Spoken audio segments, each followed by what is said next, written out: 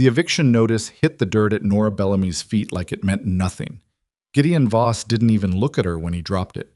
He was already turning back toward his big house, already straightening his coat, already done with her, the way a man swats a fly and forgets it before his hand comes back down.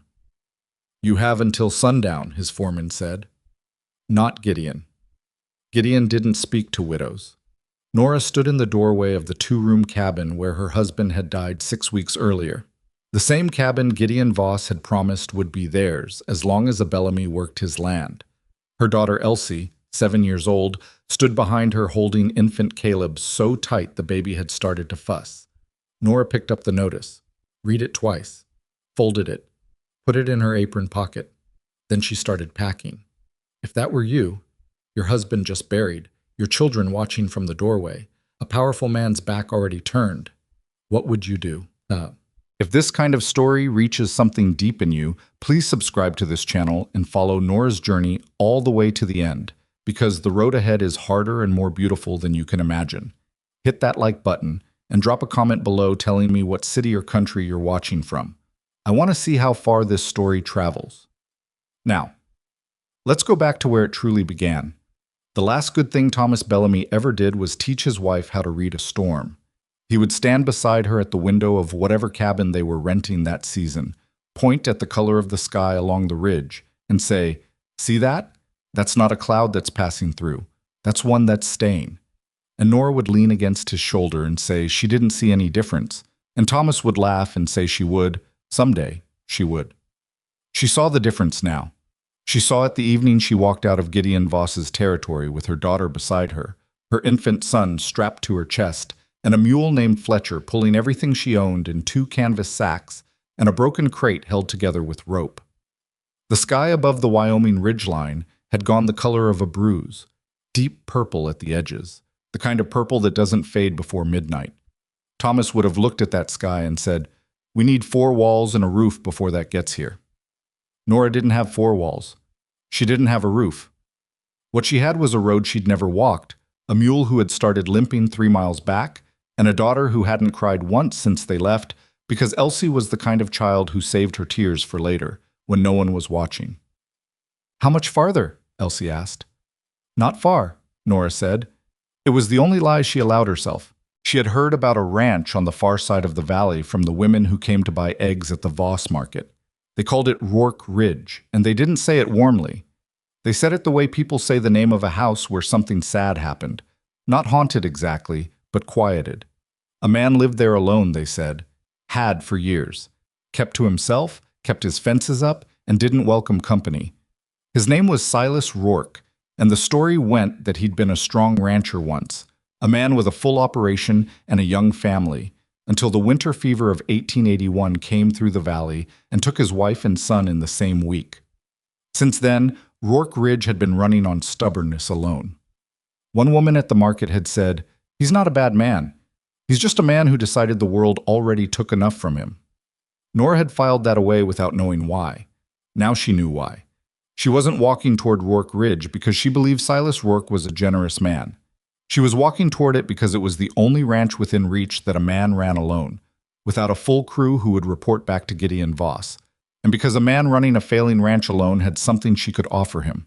Not charity, not a sad story, something real. She had spent 6 years working beside Thomas on other men's land. She could break a garden from hard ground. She could help a cow through a difficult birth. She could keep books, patch a fence line, smoke meat for winter. She wasn't a burden looking for a doorway. She was a worker looking for a place to work. That distinction mattered to her more than she could say. Elsie stumbled on a root in the road, caught herself before Nora could reach for her, and kept walking, 7 years old and already embarrassed by her own stumbling. Thomas had been the same way, too proud to accept a hand when he didn't have to. Nora had always thought it was a Bellamy trait. Now, watching her daughter set her jaw and lift her chin in the near dark, she wondered if it was just what happened to people when the world gave them enough reasons to need help. You started to hate the needing. You started to prove, at every small opportunity, that you were still standing on your own. She pulled Elsie's coat tighter around her shoulders as they walked. Fletcher the mule groaned behind them. "I know," Nora told him. "Not much farther."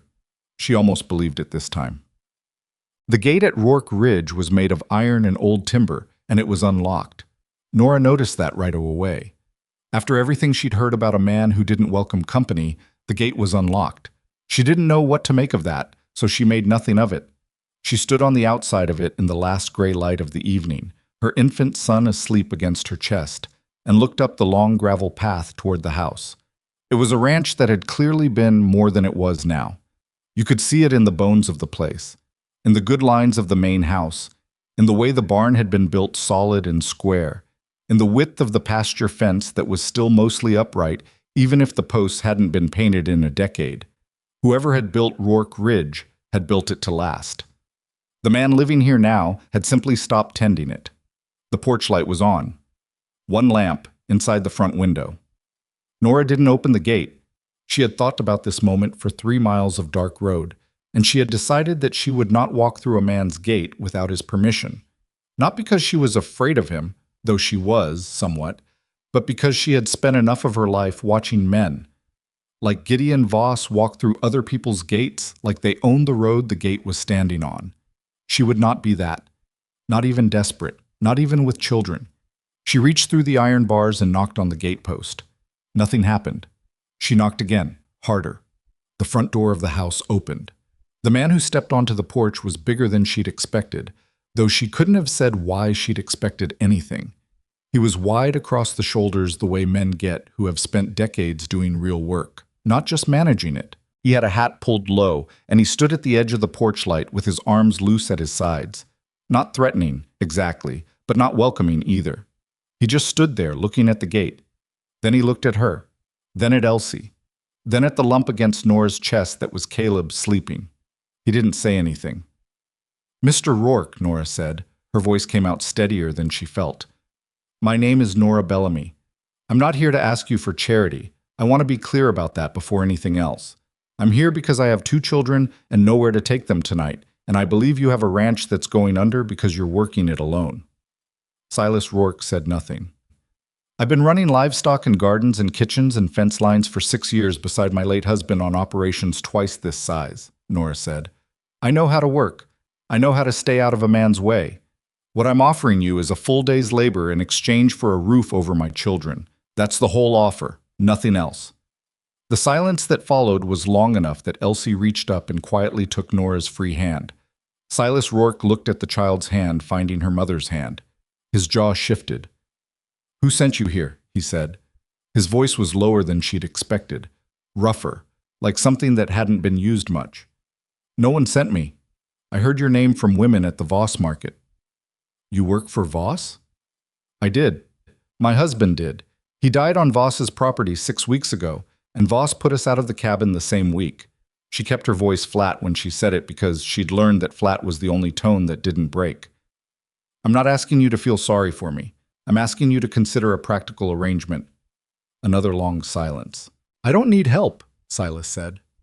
Nora looked at the peeling paint on his fence posts. She looked at the garden bed along the south wall of the house, which was overgrown and untended and clearly hadn't produced anything in at least 2 seasons. She looked at the barn roof, where 3 shingles were visibly missing even in the failing light. She looked back at him. She didn't say anything. She didn't need to. Silas Rourke looked away first. "I got 1 bunkhouse," he said. "It's cold and it needs work." "I'll fix it," Nora said. "There's no spare food to speak of." "Then I'll start the kitchen garden in the morning." He stared at her. "You're not going to go away, are you?" "Not tonight," she said. "My children need to be inside before that storm gets here." He looked at the sky. Then he looked back at the gate. Then he said, with the tone of a man who has just made a decision he already regrets, "Gate's unlocked." "I know," Nora said. "I didn't open it without your permission." He stared at her for a moment longer, something unreadable crossing his face. And then he turned and went back inside without another word, leaving the door open behind him. Nora unlatched the gate, led Fletcher through, and latched it carefully behind her. "Mama?" Elsie said quietly. "Is he mean?" "I don't think so," Nora said. "I think he's just been alone a long time." The bunkhouse was not one cold room. It was one cold room with a broken window covered in burlap and a stove that needed the flue cleaned before it would draw properly. There were 2 cots with mattresses that smelled like dust and old wool, and a water basin that had a crack down one side. Nora spent the first 40 minutes getting Caleb settled and getting Elsie into every layer of clothing she owned, and then she found the tool chest near the barn and spent another 20 minutes with the flue until the stove began to pull. By the time the first crack of thunder rolled down from the ridge, she had a small fire going, the window gap restuffed with a better piece of cloth from her bag, and both children on one cot under everything warm she owned. She sat on the edge of the other cot and listened to the rain start. Through the thin wall of the bunkhouse, she could hear the ranch. She could hear the cattle shifting in the barn, uneasy from the storm. She could hear one section of fence rattling where a post had worked loose. She could hear, faintly, the creak of the main house settling. She could not hear Silas Rourke moving around. She hadn't heard him since he'd shown them to the bunkhouse with the silence of a man who gives directions by pointing rather than speaking. She thought about Thomas. She always thought about Thomas in the dark. Not the last weeks of him, the fevered and diminished version, but Thomas the way he was on a normal day, Thomas complaining about a stuck gate hinge, Thomas reading Elsie her second bedtime story because she'd talked him into it again. Thomas saying, "You're the most practical woman I ever met," which was the highest compliment he knew how to give. She thought about whether he would recognize her right now, whether he would understand why she was in a strange man's bunkhouse in a Wyoming storm instead of somewhere safer, somewhere her own. She thought he would understand. She thought he would probably tell her she was already thinking 3 steps ahead of the problem, which she was. She was already thinking about the kitchen garden in the morning. She was already thinking about the barn roof. She was already thinking about how a man who keeps his gate unlocked and his lamp lit has not entirely decided to give up on the world, whatever he wants people to believe. She lay down on the cot, still dressed, and pulled her coat over her shoulders. Outside, the storm broke fully. Rain hammering the roof, thunder rolling, wind driving hard through the valley. Caleb stirred but didn't wake.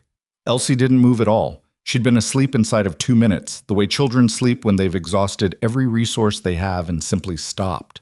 Nora stared at the low ceiling of the bunkhouse. She had nowhere to be except here.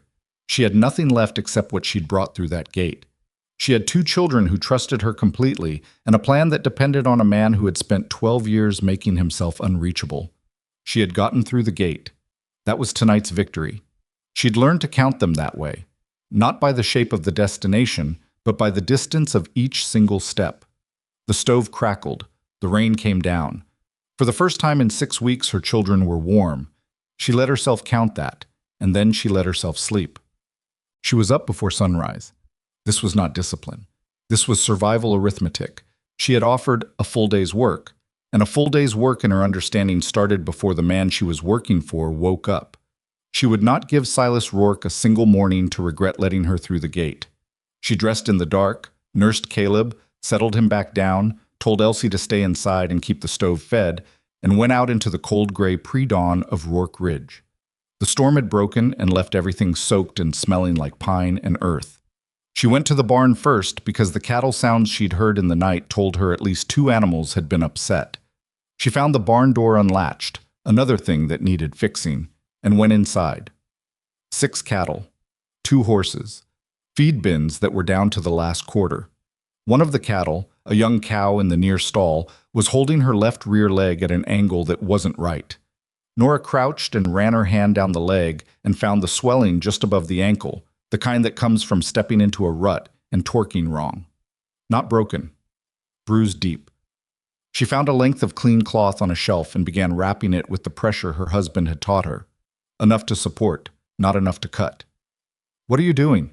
She didn't startle. She'd heard him coming across the yard, his boots on the wet ground.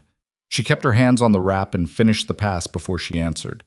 "Your young cow wrenched her rear leg, probably in the storm. She doesn't need a doctor, but she needs this wrap for 4 or 5 days and lighter work than usual." Silence. "You can check my work if you want," Nora said, standing. "I'd rather you did. It's your animal." Silas Rourke stood in the barn doorway in the morning light. He was cleaner than last night, had shaved at some point, wore a different shirt. He was looking at the cow, not at Nora. He walked forward, crouched where she'd crouched, ran his own hand down the leg, checked the pressure of the wrap. He stood back up. "Where'd you learn that?" he said. "My husband. He learned it from a horse doctor outside of Cheyenne." Silas looked at her.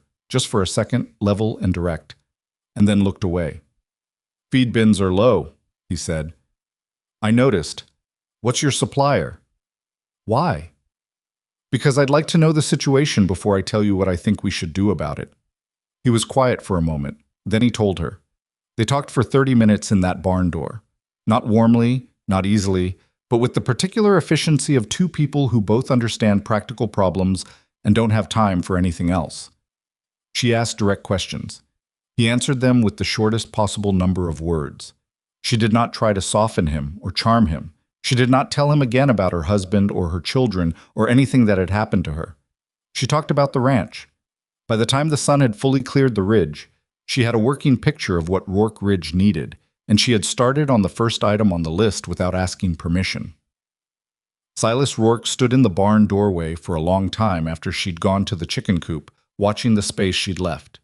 He didn't know what to do with a woman who didn't want anything from him except the chance to work. He also couldn't deny, not to himself, alone in a barn in the morning, that the young cow's leg had been wrapped exactly right. He went back inside to make coffee. He mudded 2 cups without thinking about it. He stared at the second cup for a moment, then left it on the counter near the stove where the heat would keep it warm, and went outside. Nora Bellamy found it 2 hours later when she came inside to check on the children. She looked at it for a moment. She picked it up. She drank it standing at the counter. She did not mention it to him. Neither did he. The second cup of coffee became a quiet agreement between them, though neither would have called it that. Nora didn't ask for it again. Silas didn't offer it again directly. But the following morning, when she came in from the barn at first light with hay dust on her sleeves and Caleb strapped to her chest in the wool carrier she'd fashioned from a cut blanket, there was a cup waiting on the counter near the stove. She drank it standing up.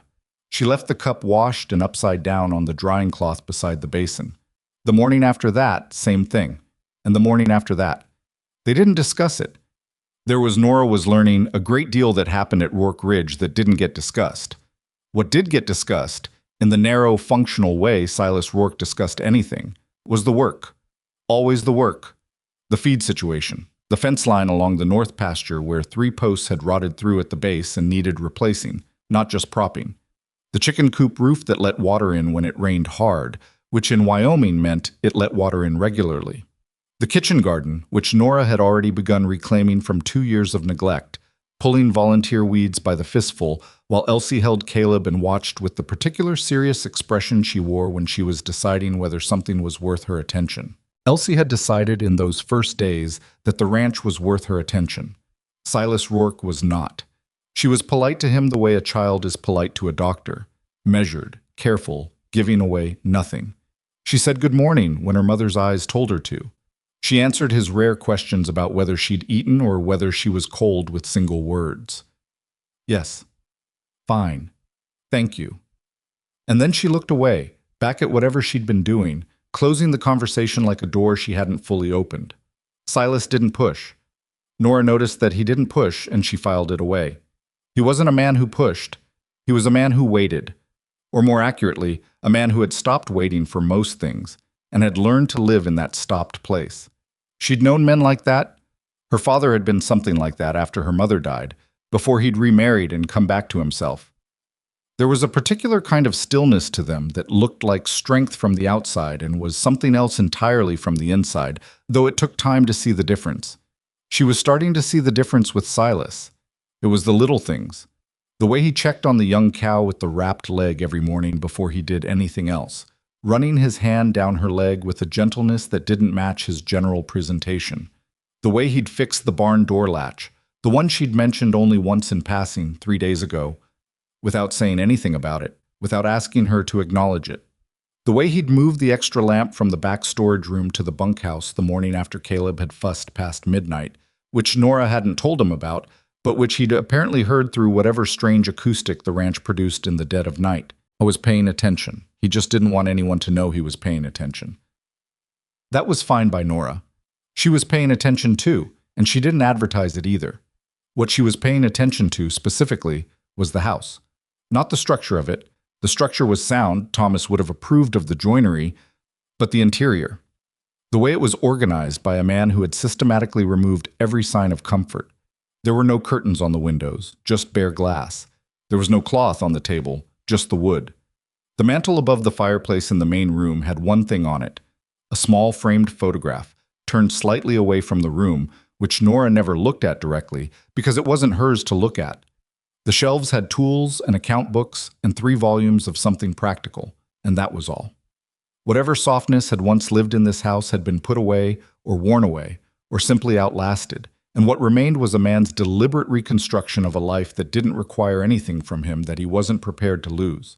She understood it. She didn't like it, but she understood it. What she didn't understand yet was where the line was. The line between letting Silas Rourke keep his distance and pushing back on it in the ways that actually mattered for her children. She was finding that line one day at a time, the way you find a fence in the dark, by walking slowly and using your hands. On the 5th morning, she found it. Elsie had been coughing since the night before. Not badly. A dry, shallow cough that came from breathing cold air, the kind that sounded worse than it was. But Caleb had been up twice in the night with it too, and by morning Nora could hear it settling into his chest in a way she didn't like. She needed to keep both children warm and inside, which meant she needed to work the barn alone that morning, which meant the feeding and the mucking and the check on the north fence line all fell to her simultaneously. She was on her 3rd trip between the feed bins and the barn stalls when the bin scoop broke, the handle snapping clean off at the joint where it had been cracked and re-nailed at least twice before. She stood there holding half a scoop handle, looking at the feed she still needed to move, doing the math in her head. "I've got another one." She turned. Silas was in the far doorway of the barn, already moving toward the tool wall. He came back with a scoop that had seen better days but was in one piece and handed it to her without comment. She took it. "Thank you." He didn't leave. He picked up the other feed sack and carried it to the next stall himself. She watched him for a second, then went back to work. They finished the feeding in half the time, side by side, not talking. When they were done, Silas said, "Your kids are both coughing." "I know, it's the cold air. I'm keeping them inside today." "There's a cedar chest in the back bedroom, 2nd shelf. Has dried herbs my wife used to use for chest colds. Might still be good, might not." He said it the way he said most things, flat, quick, like he was reporting facts and not offering anything personal. But Nora heard what was underneath it, the particular effort it cost a man like this to say the words "my wife" out loud to another person. "I'll look," she said. "Thank you." He nodded once and walked back toward the house.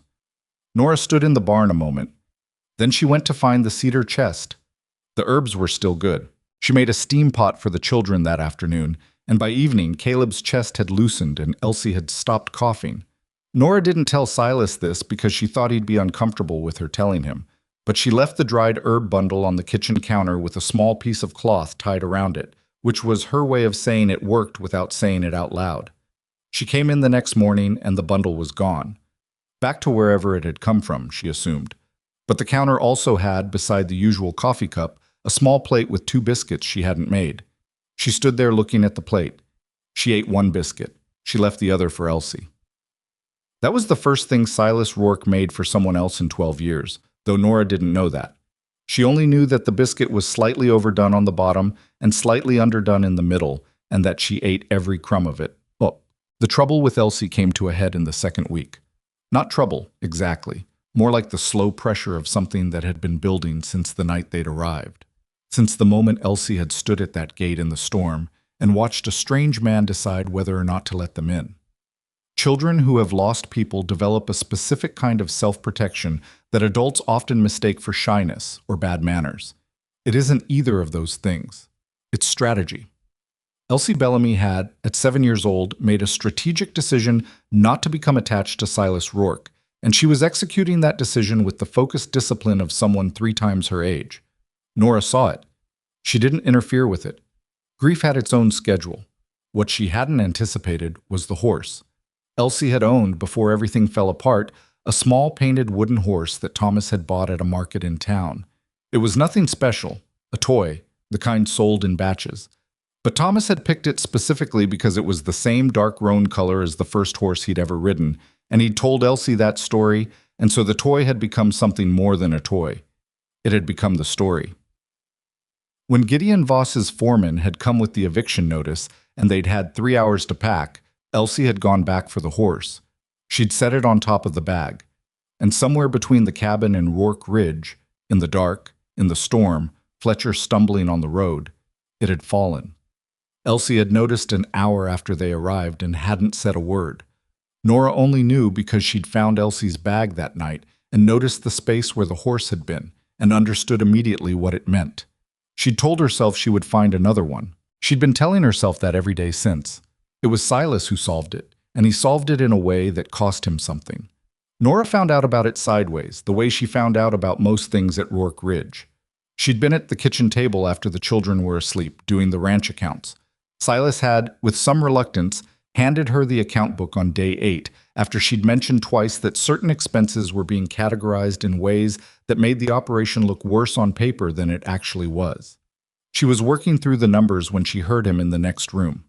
Not talking, not moving, just the sound of a knife on wood, the careful scraping sound of someone doing close, slow work. She didn't go look. She went back to the accounts. But she listened.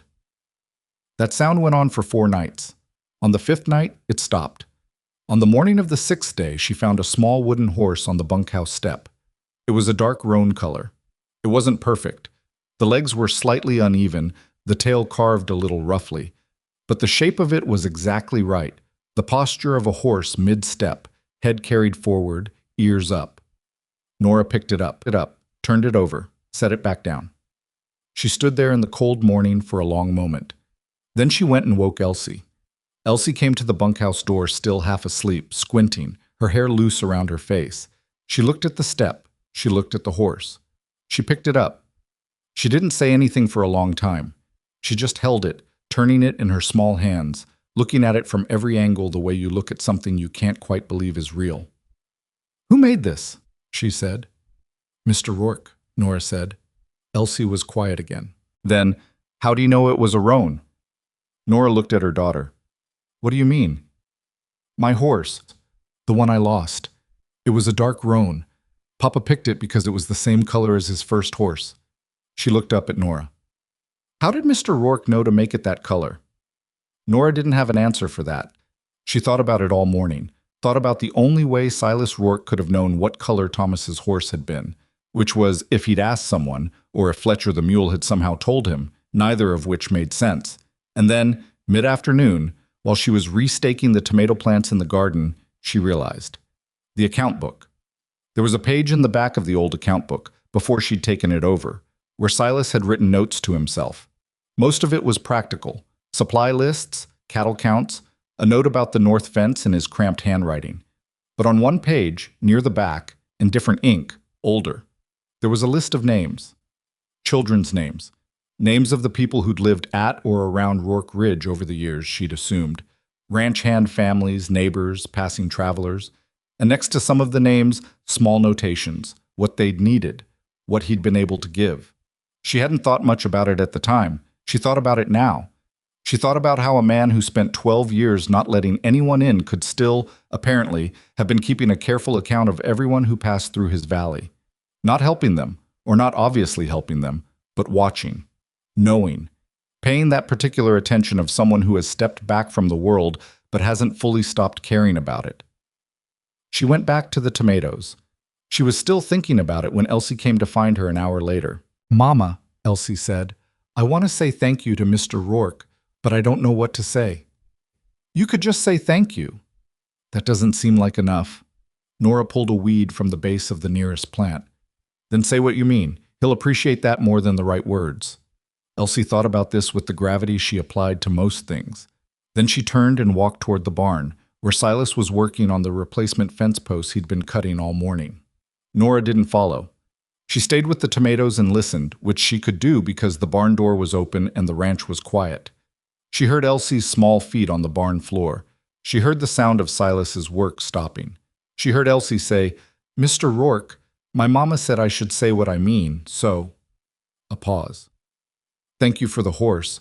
I know you made it at night because I didn't hear you in the daytime, and I know you made it dark roan because you looked in the account book and found the note about my papa's first horse, and you worked it out from that." Silence from Silas. "Nobody does something that careful for someone they don't care about," Elsie said. "My papa taught me that. He said the care is in the details." Another pause. So, thank you. Nora's hands had gone still in the garden bed. She heard Silas clear his throat. She heard him say very quietly, "Your father was right about that." "Were you ever scared?" Elsie asked, with the directness of someone who has not yet learned to be afraid of direct questions. "Of people leaving?" The silence that followed was long enough that Nora held her breath. "Yeah," Silas said, "I was." "Me too," Elsie said. "I'm still scared of it. I'm scared you might die too, since everyone I love seems to." The total honesty of it landed like something dropped from height. "That's a fair thing to be scared of," Silas said. His voice was careful, controlled, the way a man's voice goes when he is holding something tightly.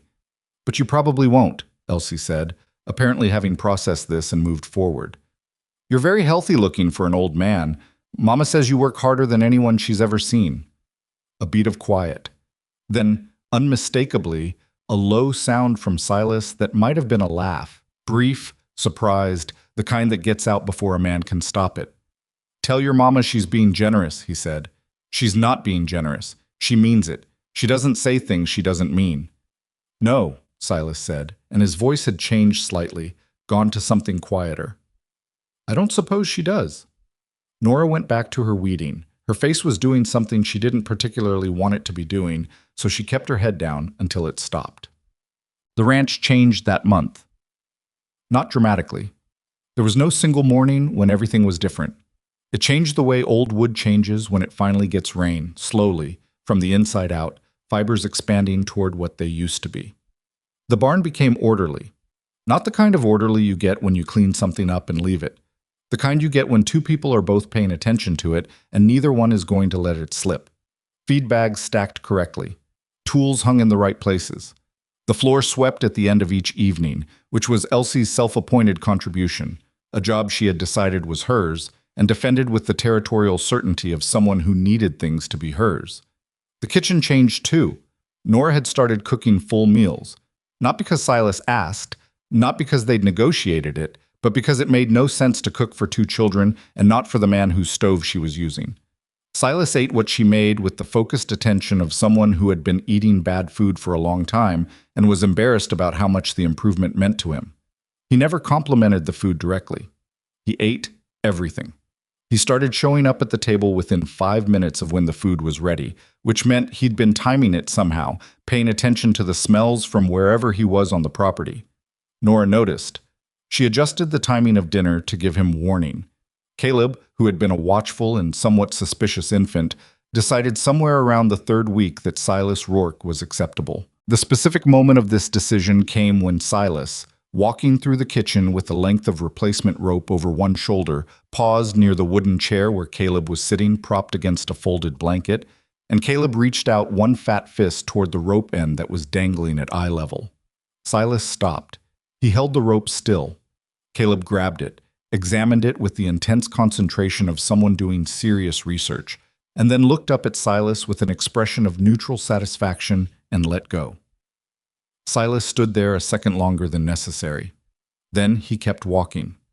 But that evening, he'd carved a simple wooden ring from a scrap piece of pine and left it in the basket near Caleb's sleeping spot, smooth-edged, the right size for small hands. Nora found it in the morning. She sat down on the edge of the cot and held it for a moment before she gave it to Caleb, because she needed that moment.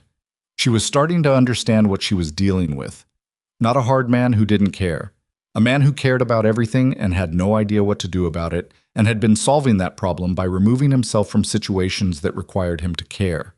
She was understanding that the unlocked gate and the lamp in the window and the list of names in the back of the account book were all the same thing, were all the same man, trying to be two things at once, trying to be closed and trying to stay human. She thought about Thomas again. She thought about how Thomas would have liked Silas Rourke. They were nothing alike on the surface. Thomas was quick and easy and filled a room without trying. But underneath, they were built from similar material. Both of them believed in work as a form of honesty. Both of them believed that what you did for people when it was inconvenient was the only true measure of character. She thought about what it meant that she was noticing this. She thought about it for about 30 seconds, and then she put it away in the same place she put things she couldn't afford to think about yet, and she went to start the morning. It was the account book that caused the first real fight. She'd found an irregularity, not fraud, nothing like that, but a pattern of undercharging that had been going on for years. Silas had been selling cattle to two families at the far edge of the valley at well below market rate. Not a little below, considerably below. Enough that it had been quietly draining the operation for at least 4 years. She brought it to him at the end of a long Thursday, when he was mending tack at the workbench near the barn. She laid the account book open to the relevant page. She didn't accuse him. She just showed him the numbers and said, "These two families, you've been losing money on them for a long time. Was that intentional?" He didn't look at the book. "Yes." "Can I ask why?" "Hal Ferris lost 3 fingers in a harvester accident in 1879. Can't work full time. Wife does what she can." He kept his eyes on the tack. "Dora McCready's husband left. She's got 5 kids and a small parcel that doesn't produce enough." "So you've been subsidizing them." "I've been selling them cattle. At a loss." "That's my business." "It is," Nora said, "except that those losses, compounded over 4 years, are part of why this operation is in trouble. I'm not saying stop. I'm saying if you want to keep helping them, we need to offset it somewhere else, or the ranch goes under and you can't help anyone." He looked up from the tack. His eyes were the flat dark gray of someone being told something they already knew and had been avoiding. "You've been thinking about this," he said. "I've been doing your accounts." "Yes." "I didn't ask you to fix them." "You handed me the book.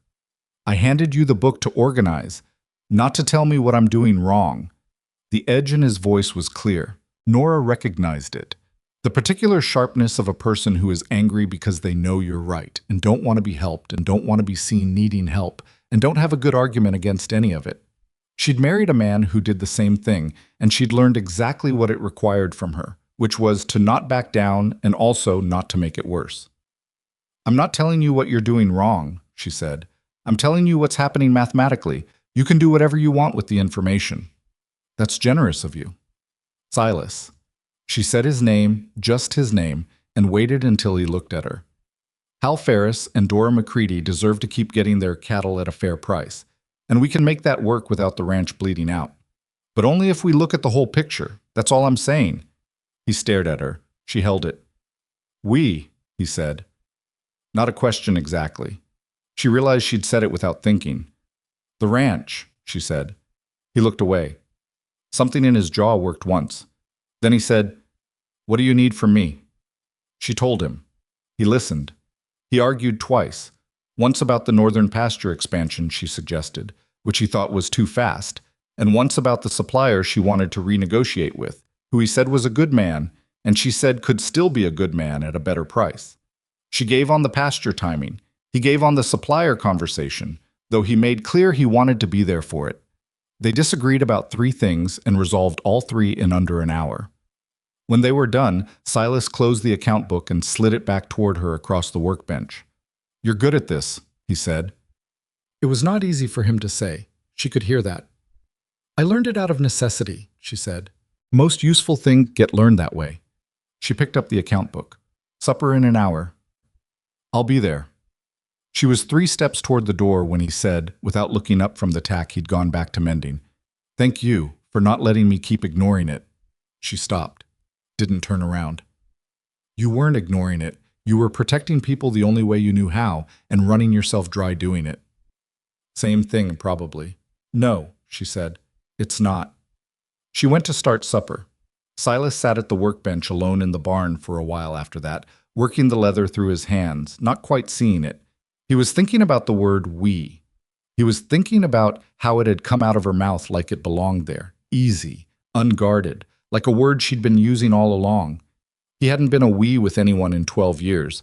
He hadn't realized, until she said it, that he'd been holding the absence of it like a stone he'd gotten so used to carrying that he'd stopped noticing the weight. He set the tack down. He sat there in the quiet barn with his hands on his knees, and outside the open door the valley was going golden with late afternoon light, and from somewhere near the house he could hear Elsie's voice telling Caleb something important about the chickens. He sat there and listened to it for a while. He didn't examine what he was feeling, because he was not a man who examined feelings. He was a man who worked until the feelings either resolved themselves or got quiet enough to live with. But he sat there and listened to the child's voice in the yard of his ranch, and he did not reach for the stone. He left it on the workbench. He washed up. He went to supper. Elsie had saved him the seat across from the window, which had the best light. He didn't know when she'd started doing that, but he knew it hadn't been the first week. He pulled the chair out and sat down, and Caleb, from his propped position at the corner of the table, looked at him with the focused, benevolent judgment of a very small person who has recently decided you are acceptable. Nora set a bowl of something hot in front of him. He didn't ask what was in it. It was the best thing he'd eaten in years, which was true of most things she cooked. And he ate it in the same focused, quiet way he always did. And across the table, Elsie told him in great detail about the structural deficiencies of the chicken coop and her theory for fixing them. And he listened, and he suggested a modification to her plan, and she considered it and said it was probably better than hers, which cost her something.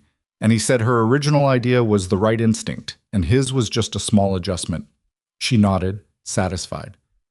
"Then it's a collaboration," she said. "I guess it is," Silas said. Nora was looking at her bowl. Her face was doing the thing again. She kept her head down until it stopped, and then she looked up and poured more water into everyone's glasses, and the evening continued, quiet and warm and ordinary, in a way that felt like nothing and felt like everything. The collaboration on the chicken coop took 4 days and produced something sturdier than either of them had planned. Elsie had drawn her original design in the dirt with a stick, a 7-year-old's blueprint, more feeling than precision, but with the right instincts about where the weak points were. Silas had crouched beside her drawing and looked at it seriously, the way he looked at all practical problems, without condescension. He'd suggested moving the roosting shelf 6 inches higher to improve airflow. Elsie had countered that the older hens wouldn't manage 6 inches and proposed 4. Silas said 4 was probably right. They'd shaken on it, which Elsie had initiated by sticking out her hand, and which Silas had accepted with the gravity the gesture deserved. Nora had watched this from the garden bed and said nothing, because there was nothing to say that wouldn't have broken something. The coop was finished by the following Thursday. It wasn't beautiful. The wood was mismatched. The paint Elsie had applied to the doorframe was slightly crooked, but it was solid, and the hen's egg production went up within a week, which Elsie reported to Silas at dinner as though presenting findings at a formal inquiry. Silas received the information with equal formality and said the airflow adjustment had probably made the difference. Elsie agreed. Caleb banged a wooden spoon against the table, and everyone ignored him in the comfortable way of people who have started to understand one another's habits. It was a Tuesday in what Nora estimated to be their 5th week at Rourke Ridge when the piece ended. She was at the kitchen table with the account book, cross-referencing the cattle count against the feed expenditure for the month, when she heard horses on the road. More than one. She looked up at the window. The light was mid-morning clear, and the sound was coming from the main road rather than from the pasture side, which meant it wasn't one of the neighboring ranch hands or a supply wagon. Supply wagons came on Wednesdays. Nobody social came to Rourke Ridge. Silas heard it too. She could tell because the sound of him working in the side yard stopped. She didn't go to the window. She waited. She heard the horses pull up at the gate. She heard a voice she didn't recognize, a broad, carrying voice, the kind that's used to being listened to. And then she heard Silas's voice, shorter and flatter than usual, which was how it went when he was managing something. Then she heard a voice she did recognize, Gideon Voss. Her hand went still on the page. She didn't move for a moment. Then she closed the account book, stood up, and went to the window. Gideon Voss sat on a gray horse at the gate, flanked by 2 men she'd seen on his property before. He was 50-something, well-fed, wearing the clothes of a man who wanted people to know he had money without appearing to try. His hat was good quality. His horse was better quality. His expression was the one he always wore, the pleasant, surface-level ease of a man who has never had to ask for anything twice in his life. Silas was standing at the gate on the other side. He hadn't opened it. Nora pulled her shawl from the hook near the door and went outside. She didn't hurry. She walked at her normal pace, and she was close enough to hear clearly before either man noticed her. "Understand the arrangement you've made with the widow," Voss was saying, in the reasonable tone of someone who is preparing to say something unreasonable. "And I don't begrudge you the company. A man gets lonely out here. That's human nature. But there are considerations you may not have thought through fully." "What considerations?" Silas said. "A woman in that situation, No resources, no family, nowhere else to go. She's going to attach herself to whatever's available. That's not a criticism of her, it's just how people work. She'll seem useful. She'll make herself indispensable. And then one day you'll look up and find she's got a claim on things you didn't intend to share. Voss paused, letting that settle. I'm telling you this as someone who has experience with the type. Silas was quiet for a long moment. Then he said, You mean the type of woman whose husband died working your land and who you put out of her home the same week? A brief stillness from Voss. A recalibration. That situation was unfortunate. The cabin was a working accommodation tied to employment. When the employment ended, the man was dead. The arrangement was, he was dead 6 weeks after your equipment failed, and you had his family out of the house before he was in the ground a month. Silas's voice had not risen. That was the thing about Silas when he was genuinely angry. He got quieter, not louder. So when you use the word considerations, I want to be clear that I understand exactly which considerations you're actually here about. Voss looked at him for a moment. Then he smiled, the kind of smile that gets used when a different approach is needed. I've got a proposal for you, Rourke, a financial one. The territory is about to run a new cattle route through this valley. The survey came back last month. The land that carries the most value along that route, he paused, is yours. Nora had stopped walking. She was close enough now that Voss's left-side man had seen her and was watching her with the blank attention of someone paid to notice things. Voss himself hadn't turned. I want to make you an offer, Voss continued, a fair one, enough to set yourself up somewhere easier. You've been running this place alone for 12 years, and it's wearing on the operation. Anybody can see that. Take the money, go somewhere with less elevation and better winters. You've earned a rest. Silas looked at him. No. You haven't heard the number. Doesn't matter. Rourke, I said no. Silas's voice was still quiet, still even. I've been running this place for 12 years, and for the last 5 weeks it's been running better than it has in half that time. So you can take whatever number you came here with and ride back the way you came. Voss finally turned and saw Nora. Something shifted in his expression. Not surprise, exactly. More like confirmation of a theory. Mrs. Bellamy, he said.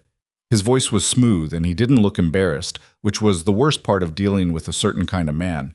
They never looked embarrassed. I hope you're finding things comfortable here. I'm finding things fine, Nora said. She walked to stand beside the gate, not behind Silas, beside him. Mr. Voss, I was just explaining to Mr. Rourke that there are opportunities available to him, if he's willing to think practically. He's already thinking practically, Nora said. He said no. Voss looked at her for a moment with the expression of a man who has decided she is a problem he'll deal with after the current one. Then he looked back at Silas. Think it over, he said pleasantly. I'll be back. Don't be, Silas said. Voss nodded once, the nod of a man who wasn't promising anything, and turned his horse. His 2 men followed. They rode back toward the main road at an easy pace, unhurried, which was itself a kind of message. Silas watched them until they were out of sight. Then he looked at the gate latch. He looked at it for a moment with the particular expression of a man who is deciding whether to say something he might regret. A cattle route, Nora said. That's what he said. Do you know anything about it? No, but Voss doesn't make trips in person for things he isn't sure about. He turned from the gate and started walking toward the barn. I'll ask in town. Nora fell into step beside him. If the route is real, this land becomes worth considerably more than what you've been operating it as. I know what it becomes worth. And Voss knows you're understaffed and the operation looks thinner than it is on paper. I know that too. Then we need... She stopped, corrected herself silently, then decided against the correction. You need to think about what happens if he comes back with something bigger, not just a number, something that creates pressure. Silas stopped walking. He turned to look at her. It was the direct look, the one he used when he was actually paying attention rather than just being in the vicinity of a conversation. What kind of pressure, he said. I don't know yet, Nora said honestly, but men like Gideon Voss don't take a first no and go home. They go home and think about what kind of no they're actually dealing with, and then they come back with something designed for it. She looked at him steadily. He thinks you're lonely and tired and one good offer away from taking the easy road. He's wrong about that. I know he is. But he also thinks... She stopped again. Say it, Silas said.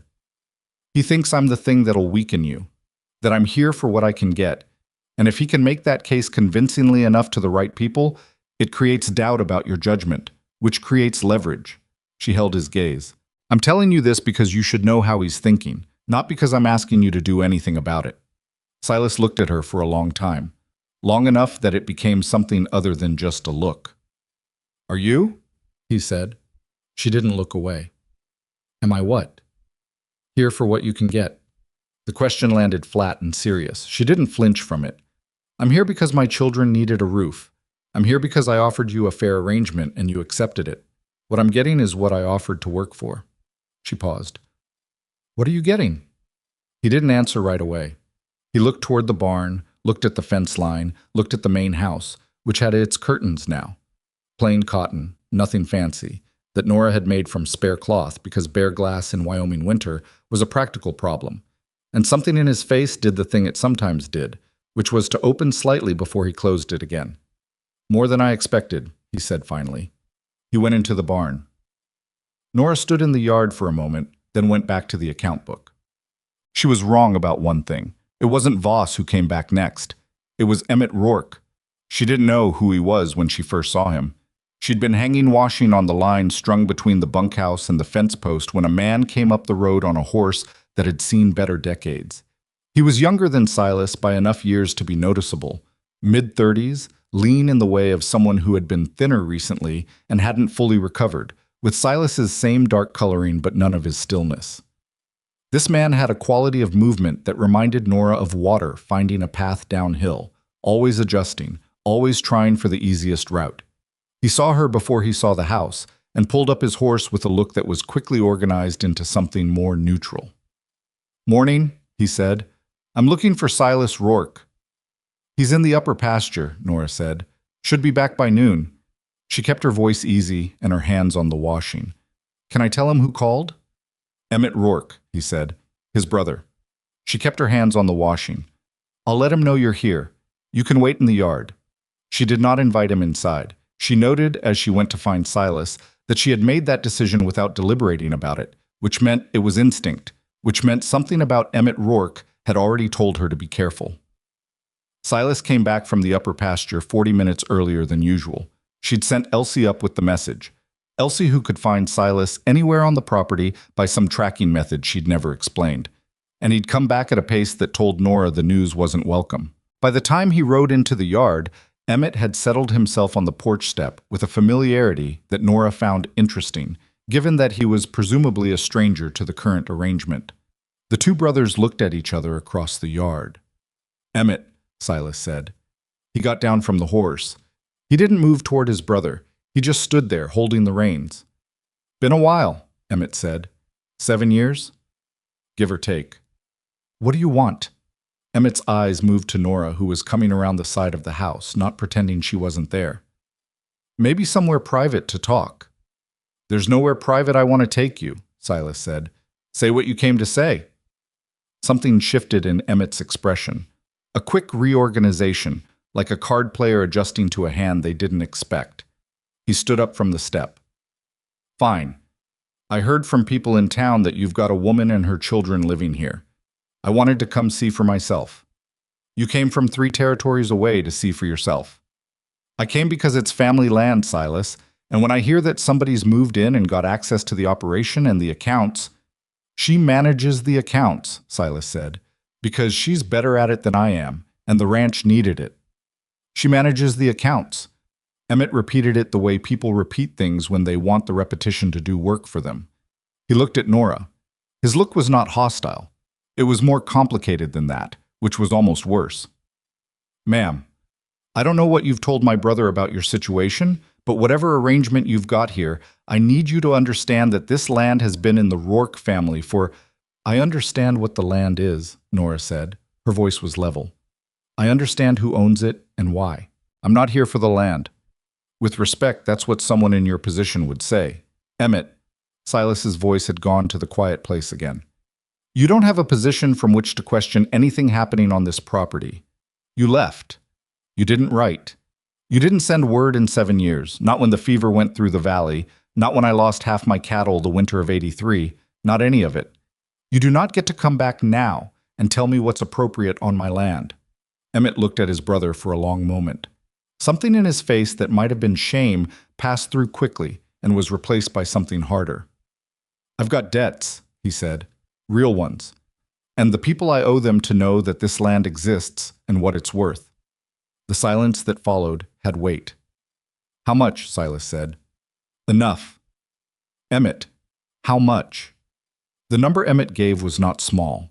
Nora kept her face still and did the arithmetic in her head and understood immediately why he was here and what shape the problem was. Silas listened to the number. He stood very still. Then he said, "You came here expecting the ranch to solve that. I came here because it's family land and there might be a way. There isn't. Silas, there isn't." He looked at his brother steadily. "I don't have that amount in cash. The land is not for sale. And I will not put the ranch under to clean up a debt you made without telling me it existed." His voice was not cruel. It was the voice of someone saying a very hard, true thing and not looking away from it. "But you can stay tonight, sleep in the bunkhouse. There's room, and in the morning we can talk about whether there's work here for you." Emmett stared at him. "Work. Ranch work. What I do. What earns what this place produces." Silas handed his horse's reins to Nora without looking at her. A reflex, the kind that comes from two people having established a pattern, and went inside. Nora held the reins. She looked at Emmett. Emmett looked back at her with the particular evaluation of a man reassessing a situation he thought he understood. "He's never offered me work before," Emmett said. It wasn't quite an accusation. It wasn't quite not one. "He's never had enough hands before," Nora said. "Barn's that way. I'll have food ready by 6. She led the horse to the barn. She did not look back to see if Emmett followed, but she listened, and after a moment she heard his footsteps on the gravel moving in the right direction. Emmett ate supper with them. He was charming at the table in the specific way of men who have learned to be charming because they needed it too often. He spoke to Elsie with the slightly too easy warmth of an adult performing interest in a child rather than actually having it, and Elsie, who was a precise and unsentimental judge of adults, ate her food and answered his questions with single words and directed her actual conversation at Silas. Silas Ate. He watched his brother with the eyes of someone who has known a person long enough to see past the performance and is doing the math on what they're seeing. After the children were in the bunkhouse and the table cleared, the two brothers sat at opposite ends of the table with coffee going cold between them, and Nora did what she had learned to do in the evenings. She took the mending basket to the chair near the window and worked, present but not inserted, available if needed but not in the middle of it. She would have gone to the bunkhouse except that she didn't trust Emmett fully enough to leave Silas alone with him, and she trusted her own instincts enough to honor that. "People in town are talking," Emmett said. "People in town always talk. About you and the widow." Emmett turned his coffee cup on the table. "The way they're telling it, she moved in, and now you can't think straight." "The way they're telling it," Silas said. "I'm telling you what I heard." "Who'd you hear it from?" Emmett was quiet for a beat. "Ran into some of Voss's men at the supply post outside of town." Silas set down his cup. He looked at his brother with an expression that was not anger. It was worse than anger. It was the look of a man confirming something he was hoping not to confirm. "You talked to Voss's men. They bought me a drink. I didn't know who they were until— What did you tell them?"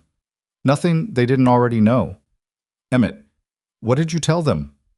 The silence stretched. Nora kept her eyes on the mending. Her hands had stopped moving. "I told them the operation had been struggling," Emmett said. "I told them you'd taken in a woman and her children and that it had the look of something that wasn't going to last." He said it with the flatness of someone who has already decided the damage is done and a second version of the truth won't make it better. "I needed the drink. I needed to talk to someone, and they were there." Silas stood up. He didn't raise his voice. He walked to the window and stood there with his back to his brother looking out at the dark yard. "You went to Voss's men," he said.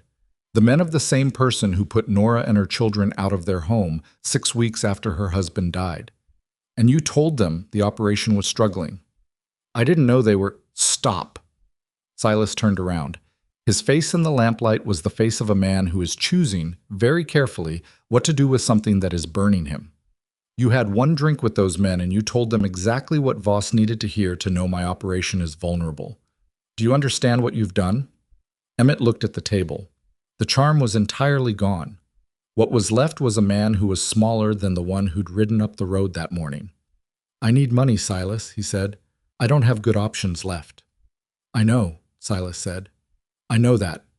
But there are things I cannot forgive quickly, and selling information to a man who treated a grieving widow like disposable property is one of them. He pulled his chair back and sat down again, heavily, the way a man sits when he's decided something that costs him.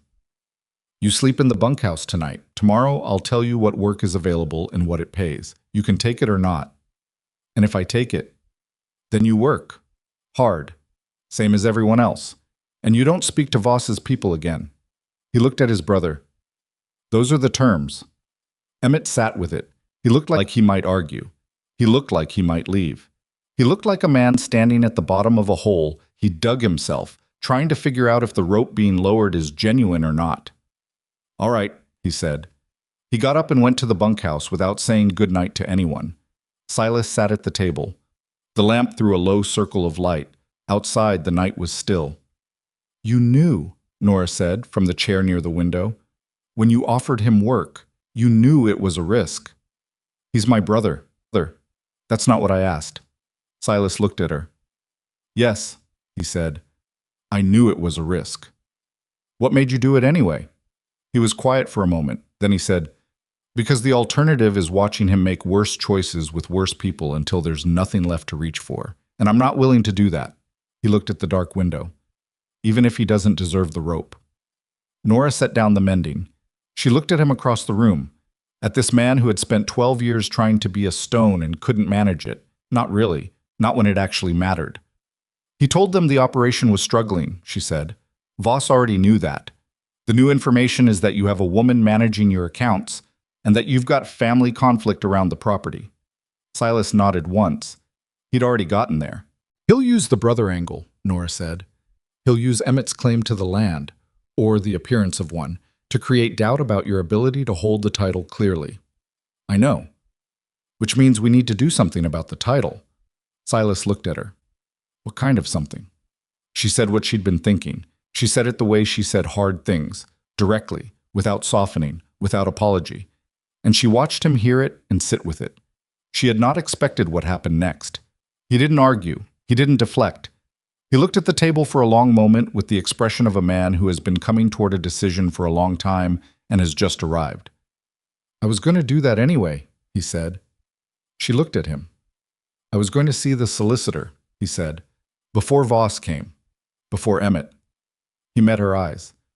I started thinking about it the week after you fixed the young cow's leg. She was very still. It's not... He stopped, started again. I'm not a young man. I don't have family I can rely on. That's been made clear. And this ranch should go to people who'll work it and keep it. He looked at the table again. That's what it's about. It's practical. Of course, Nora said. I wanted you to know it was my idea, not something forced on me. I understand. The silence between them was the particular kind that happens when two people are both saying something different from what they're saying, and both of them know it, and neither of them is ready to say the actual thing yet. I'll go to town Thursday, Silas said. I'll keep the accounts in order, Nora said. He nodded. He picked up his coffee cup, found it cold, set it down. He stood up and took both cups to the basin. He carved the horse at night, Nora said. Silas turned. Elsie asked me how you knew to make it, Roan, she said. I didn't tell her about the account book. I let her believe it was something you just knew. She paused. She's been less afraid since then, of things ending. Silas stood at the basin with his back to her for a moment. That's good, he said. Yes, she said. It is. She folded the mending. She said good night. She went to the bunkhouse where Caleb was sleeping with his fist around the smooth pine ring, and Elsie was curled on her side with the wooden roan horse tucked against her collarbone, like a small carved heartbeat. Nora lay down and looked at the bunkhouse ceiling and thought about solicitors and title arrangements and practical decisions. She thought about the word anyway. I was going to do that anyway. Before Voss. Before Emmett. before anything forced the issue. She lay there in the quiet of the ranch and listened to her children breathe. And outside the window, the Wyoming night was cold and clear and enormous. And somewhere in the main house, a lamp was still burning, the way it always burned, the way it had burned every night for 12 years, whether anyone was there to see it or not. The gate was unlocked. The lamp was on. She had known what kind of man he was from the first night. She had simply been waiting for him to know it too. Silas went to town on Thursday, the way he said he would. He didn't tell Nora what time he'd be back. He didn't tell Emmett where he was going, though Emmett had been on the property 3 days by then and was working the fence line with the focused effort of a man who understands he is on probation. He told Elsie he'd be back before supper, which was the only promise he made, because Elsie had started watching the road when he was gone in a way that made Nora's chest tight. He took the gray mare because she was steadier on the main road, and he rode into Calverton without stopping at the supply post or the feed merchant the way he usually did when he made the trip. He went straight to the office of a frontier solicitor named August Crane, who had handled the original Rourke Ridge title when Silas's father bought the land 30 years earlier, and who was now 71 years old and still worked 6 days a week, because, as he told anyone who asked, stopping was how men like him died. Silas sat across from August Crane in a chair that had been old when Silas was a boy and laid out what he wanted done. Crane listened without interrupting, which was one of the things Silas had always respected about him. When Silas was finished, Crane put down his pen and looked at him over the tops of his spectacles. "You understand what this does to your brother's position," Crane said. "I understand it. And Emmett is currently on the property. He's working the fence line." Crane was quiet for a moment. "Silas, I've known you since your father brought you in here at 6 years old, and you sat in that same chair and stared at my law books like they were personally insulting you. So I'm going to ask you something I wouldn't ask a man I knew less well." He folded his hands on the desk. "Is this about the land, or is it about the woman?" Silas looked at him. "It's about both," he said, "and I'm not ashamed of either." Crane considered this, then he nodded once and picked up his pen. "Then let's do it right." It took 2 hours. The document that emerged from those 2 hours was specific and thorough and left nothing ambiguous.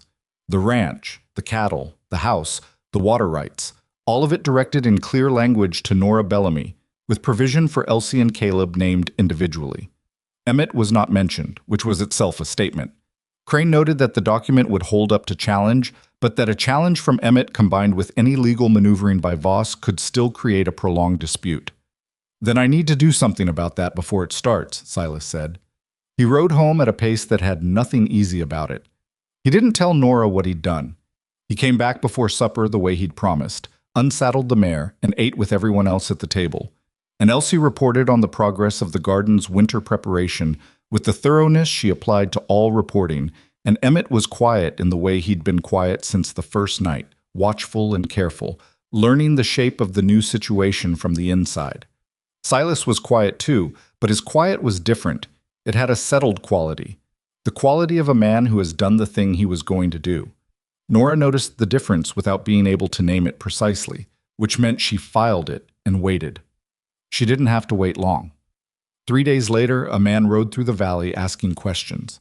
She heard about it from Dora McCready, who came by the ridge on a Wednesday with eggs to trade and the particular energy of someone carrying news they can't wait to set down. Dora was a lean, sharp-faced woman in her 40s who had 5 children and opinions about everything, and who had warmed to Nora inside the first week, because, as she'd told Nora directly, "You're the first person who's made Silas Rourke look like a human being in 10 years, and I appreciate that." The man asking questions was a land agent from the territorial capital. He'd been at the supply post, at the feed merchant, at the town hall records office. He'd been asking about the Rourke Ridge title, about outstanding liens, about family claims and contested ownership. "Voss," Nora said. Dora put down her egg basket. "That'd be my guess, too." "What did people tell him?" "About the title? Same thing it says in the records. Clear ownership, no liens, no outstanding claims." "About you?" Dora paused. "Mixed. Some people don't know what to make of you. Some are saying you moved in fast. Maggie Ferris stuck up for you, said her husband's cattle have never been healthier, and that whatever you've done with those accounts is showing up in the quality of stock Silas sells." Hal Ferris talks about that? Hal Ferris talks about everything. He just does it quietly so nobody notices. You need to think about who talks for you in town, Nora. You've been out here working the ridge and staying out of sight, which is sensible, but it means people are filling in the gaps with whatever Voss's people are suggesting. What are Voss's people suggesting? Dora's expression was the kind that precedes uncomfortable information. That you identified a lonely, grief-worn man with valuable land and positioned yourself deliberately. That the children were, I'm saying what they said, not what I think, a useful presentation. Nora was quiet for a moment, for she picked up the egg basket and set it on the kitchen counter. How many people believe that? Enough to make it uncomfortable if it gets to a magistrate. Dora watched her. How many people have actually seen you work? The hands from the Ferris place. Emmett's seen it from the inside, she thought. The people who came during the fence repair last month. 2 of the neighboring ranch families. That's something. Dora picked up her empty basket. I'd get more eyes on what you're doing here before Voss's man finishes his tour and reports back. She left. Nora stood in the kitchen with the eggs and thought about what she'd just been told. She thought about it through the afternoon, while she turned the garden beds and checked the cattle and helped Emmett with the post hole on the north section, which his technique had been making harder than necessary. She showed him once how to angle the digger, and he made the adjustment without complaint, which she'd come to understand was Emmett's form of thanks. She was still thinking about it when Silas came in from the upper pasture at dusk. She told him what Dora had said. He listened the way he listened to practical problems, fully, without interrupting. When she finished, he was quiet for a moment. Voss moved faster than I thought, he said. Because you went to the solicitor, she said. Someone saw you go in. Word gets around. He looked at her. How do you know that's why? Because the land agent showed up 3 days after you went to town. The timing's not a coincidence. She met his eyes. What did you do at Crane's office? He told her. She sat down in the kitchen chair. She sat there and didn't say anything for what felt like a long time. Silas, she said. It's done, he said. Filed and witnessed. You should have told me. I was going to. When? When it felt like the right time. He pulled out the chair across from her and sat. I didn't want you to. I didn't want it to feel like an obligation, like something that changed what was already here. What is already here? She said. Not a challenge. A real question, asked quietly. He looked at the table. He looked up at her. He said, something I don't have a clean word for, but something I'm not willing to risk losing because I was too careful to protect it. The kitchen was very still. I have a dead husband, Nora said just as quietly. And you have a dead wife. And I'm not sure either of us has finished being those people yet. No, he said. I know that. Then you know why I need this to be separate. The land, the arrangement, what you did at Crane's office. I need that to be separate from... It is separate, he said. It was a practical decision about the security of the operation and the people running it. That's all it has to be. He paused. But I'm not going to pretend I didn't know what I was doing when I put your name on it. She looked at him across the table in the lamplight. He looked back. Neither of them looked away. Thank you, she said finally, for not pretending. He nodded. Outside, Emmett was finishing the last of the evening chores. She could hear him, and from the bunkhouse, Elsie's voice carried in the particular tone that meant she was inventing a story for Caleb, something she did every night, something elaborate and serious and full of horses. Voss is going to make a move, Nora said. I know. What do you think it looks like? I think he's going to try Emmett first. Emmett's the weak point, and Voss knows it. Silas's jaw tightened. He'll offer to clear the debt, in exchange for testimony or a legal filing, something that creates the appearance of a disputed title. If it goes to the magistrate, even without merit, it ties up the property long enough to damage the cattle season. And if Emmett takes the offer? Silas was quiet. Then I was wrong about what kind of man my brother is underneath the mess he's made. You're not wrong about what kind of man he is, Nora said. She said it without softening it. He's a man in debt who has already made one bad decision and is trying not to make another. That's not the same as a man who will sell you for a clean slate. You don't know him. No, she agreed. But I know what a man looks like when he's ashamed of himself and trying to work his way out of it. Emmett's been up before dawn every morning for a week. He fixed the broken water trough without being asked. He hasn't complained once. She looked at Silas steadily. He's not working that hard because he thinks he'll get the ranch. He's working that hard because he knows he won't, and he's trying to feel like he deserves to be here anyway. Silas sat with that. We should watch him without making it obvious we're watching him, Nora said, and we should give him a reason to choose right when the moment comes. What kind of reason? The truth, she said. Tell him what you did at Crane's office. Tell him the title is filed and it won't be changed, that there's nothing for Voss to offer him that will matter legally. Take the temptation off the table by making the table irrelevant. Silas thought about this. If I tell him the title's filed, he might feel dismissed, she said. Yes, he might. She folded her hands. Or he might feel like you trusted him with the truth, which is more than most people in his life have probably done lately. He looked at her. You're very sure about people. I'm not sure at all, she said. I'm usually just less wrong than the other options. Something at the corner of his mouth shifted. Almost a smile. Not quite. I'll talk to him in the morning, he said. Ots. He talked to Emmett at the fence line before breakfast.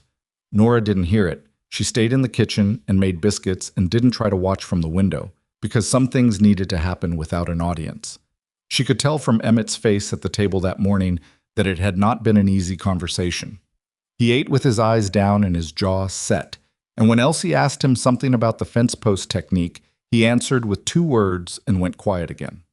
After breakfast, Emmett took his coffee cup and went and sat on the porch for a while by himself.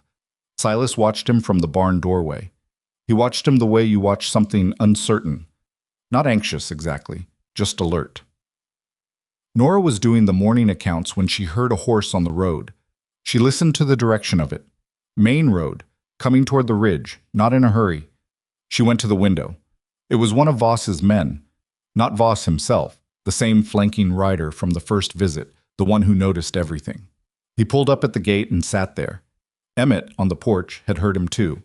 He was looking at the gate. Nora did not move from the window. The rider at the gate didn't call out. He just sat there, patient. The patience of a message being delivered without words. Emmett stood up. He stood there on the porch with his coffee cup in his hand, looking at the man at the gate, and something in the line of his back told Nora everything she needed to know about the calculation happening inside him. She watched him work through it. She watched him be, for a long moment, the man who would take the ride and the money and the clean slate. She watched him be the other man. She watched him stand there on the edge of it. Then Emmett turned and walked to the barn. Silas, she heard him say, Voss's man is at the gate. She heard Silas walk out of the barn. She heard his boots cross the yard. She heard him say, at the gate, in a voice that carried clearly, ride back and tell your employer that the Rourke Ridge title was filed with the territorial office 3 days ago. There's nothing here he can buy, challenge, or wait out. We're done talking. The rider sat still for a moment. Then he turned his horse and left. Silas came back across the yard. He went back into the barn without speaking. Emmett was still standing in the barn doorway. He hadn't moved. After a moment, Silas said, from inside, there's a rotted post on the south section I need help with. Emmett went inside. Nora stood at the kitchen window for a long moment after that. She had not breathed naturally during the minutes at the gate. She breathed now. She went back to the accounts. For 10 days, nothing happened. This was, in its way, more unnerving than something happening. Nora had been through enough with Gideon Voss to know that his silence was not acceptance. His silence was preparation. A man like Voss, who had been told no twice and publicly dismissed at the gate of the property he wanted, did not absorb those things and let them go. He rerouted them. She kept working. She kept watching. She finished the winter preparation on the garden. She renegotiated the feed supplier arrangement with Silas present as he'd insisted, and came out with a better price than she'd projected, which Silas noted afterward with a look that she'd learned meant something stronger than he would say out loud. She worked through the cattle records and identified 4 animals that needed veterinary assessment and arranged for the circuit vet to come through on his next pass, which saved the cost of a special trip. She also, quietly, started introducing herself to people. Not in any organized way. Not with any announcement of purpose. She went with Silas to the supply post on a Wednesday and helped load the wagon and talk to the women there about the winter coming, about feed prices, about the state of the road between the ridge and town. She went with Dora McCready to the Ferris place when Hal Ferris's youngest came down sick, because Nora knew something about chest congestion in children and because Maggie Ferris was nearly run off her feet and grateful for an extra pair of hands. She didn't make speeches. She didn't explain herself. She just showed up where there was work and did it. People who had heard one story about Nora Bellamy started forming another one, slower and less dramatic and harder to unseat. Silas watched this without commenting on it, understood what she was doing because he was, underneath everything, a man who understood strategy, even if his own had been limited for years to the strategy of keeping people at a distance. Emmett watched it too, though his watching had a different quality. He'd been on the ranch 11 days and had stopped being careful in the slightly performative way of the first week, and started being careful in the way of someone who is just trying to get the work right. He asked Nora questions about the accounts, practical ones, without preamble. He asked Silas questions about the cattle with the specific attentiveness of someone rebuilding a knowledge base. He played simple card games with Elsie in the evenings, which Elsie permitted because she had decided, with her usual careful assessment, that Emmett was not a threat but was also not yet fully trustworthy, and that the appropriate position was watchful tolerance. Caleb had no such ambivalence.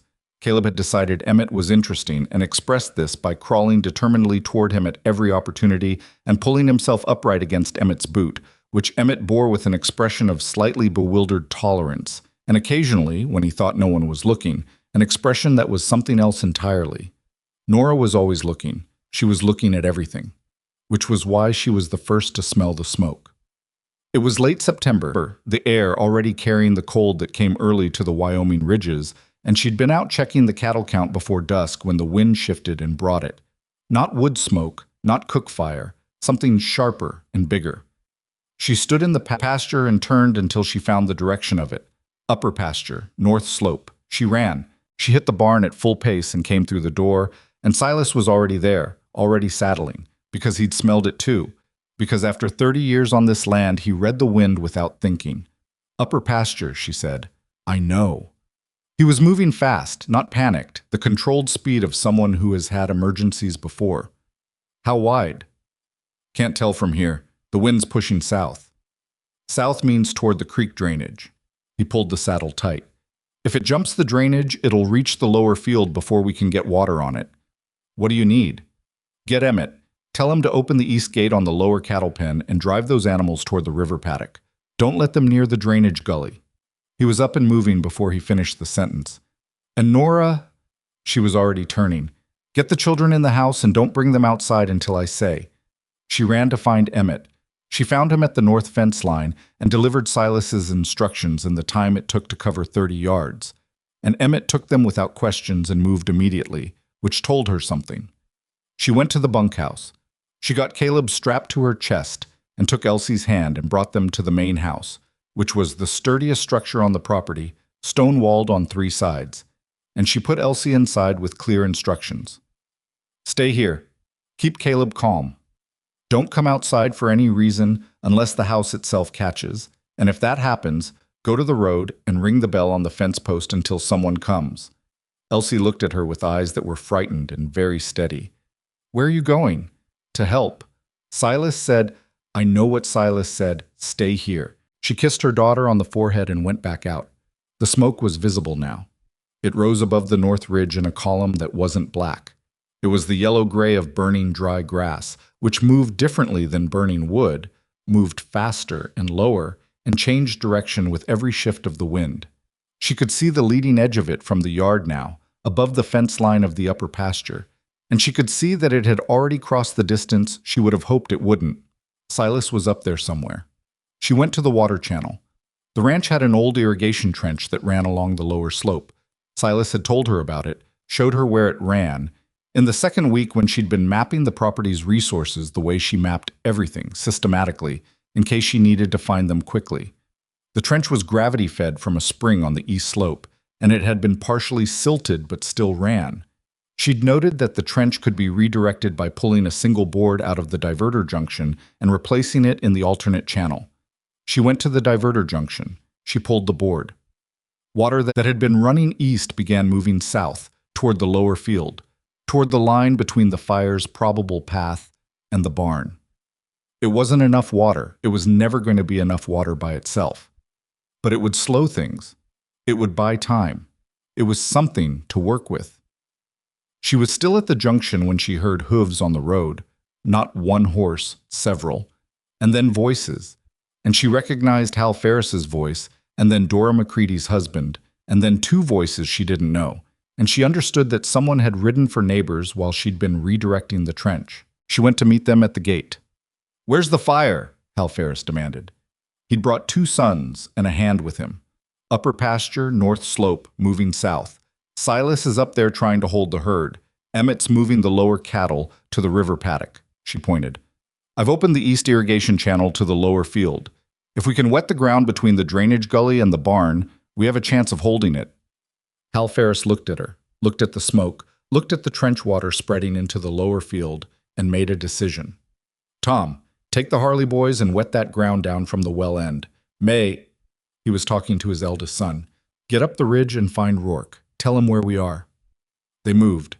Nora moved with them, taking the section of ground between the trough outlet and the barn wall, working the water into the dirt with the same flat-handed motion she'd seen Thomas use to build a fire break in tall grass, pressing the wet down and out, creating a margin. Dora McCready arrived 20 minutes later with two women from the valley and a wagon of feed sacks soaked in the creek water. They used the sacks on the ground that the water hadn't reached. It was rough work, heavy, hot from the proximity of the smoke, disorganized in the way that emergency work always is when people are improvising faster than they can plan. Nora lost track of time. She lost track of most things, except the work and the direction of the smoke and the sound of the cattle, which she kept monitoring because a panicked herd could undo everything they were building. She heard Silas's voice above the general noise, not calling for her, calling directions to Hal Ferris's son on the ridge, and knew he was still upright and working. She went back to the wet ground. It was Dora who first noticed that the smoke column had changed direction. "Wind shifted," Dora said. They looked. The smoke was moving east now, back toward ground they'd already wetted. It was still burning, but it was burning toward its own path. "He turned it," Hal Ferris said. "He was looking up the ridge. Don't know how, but he turned it."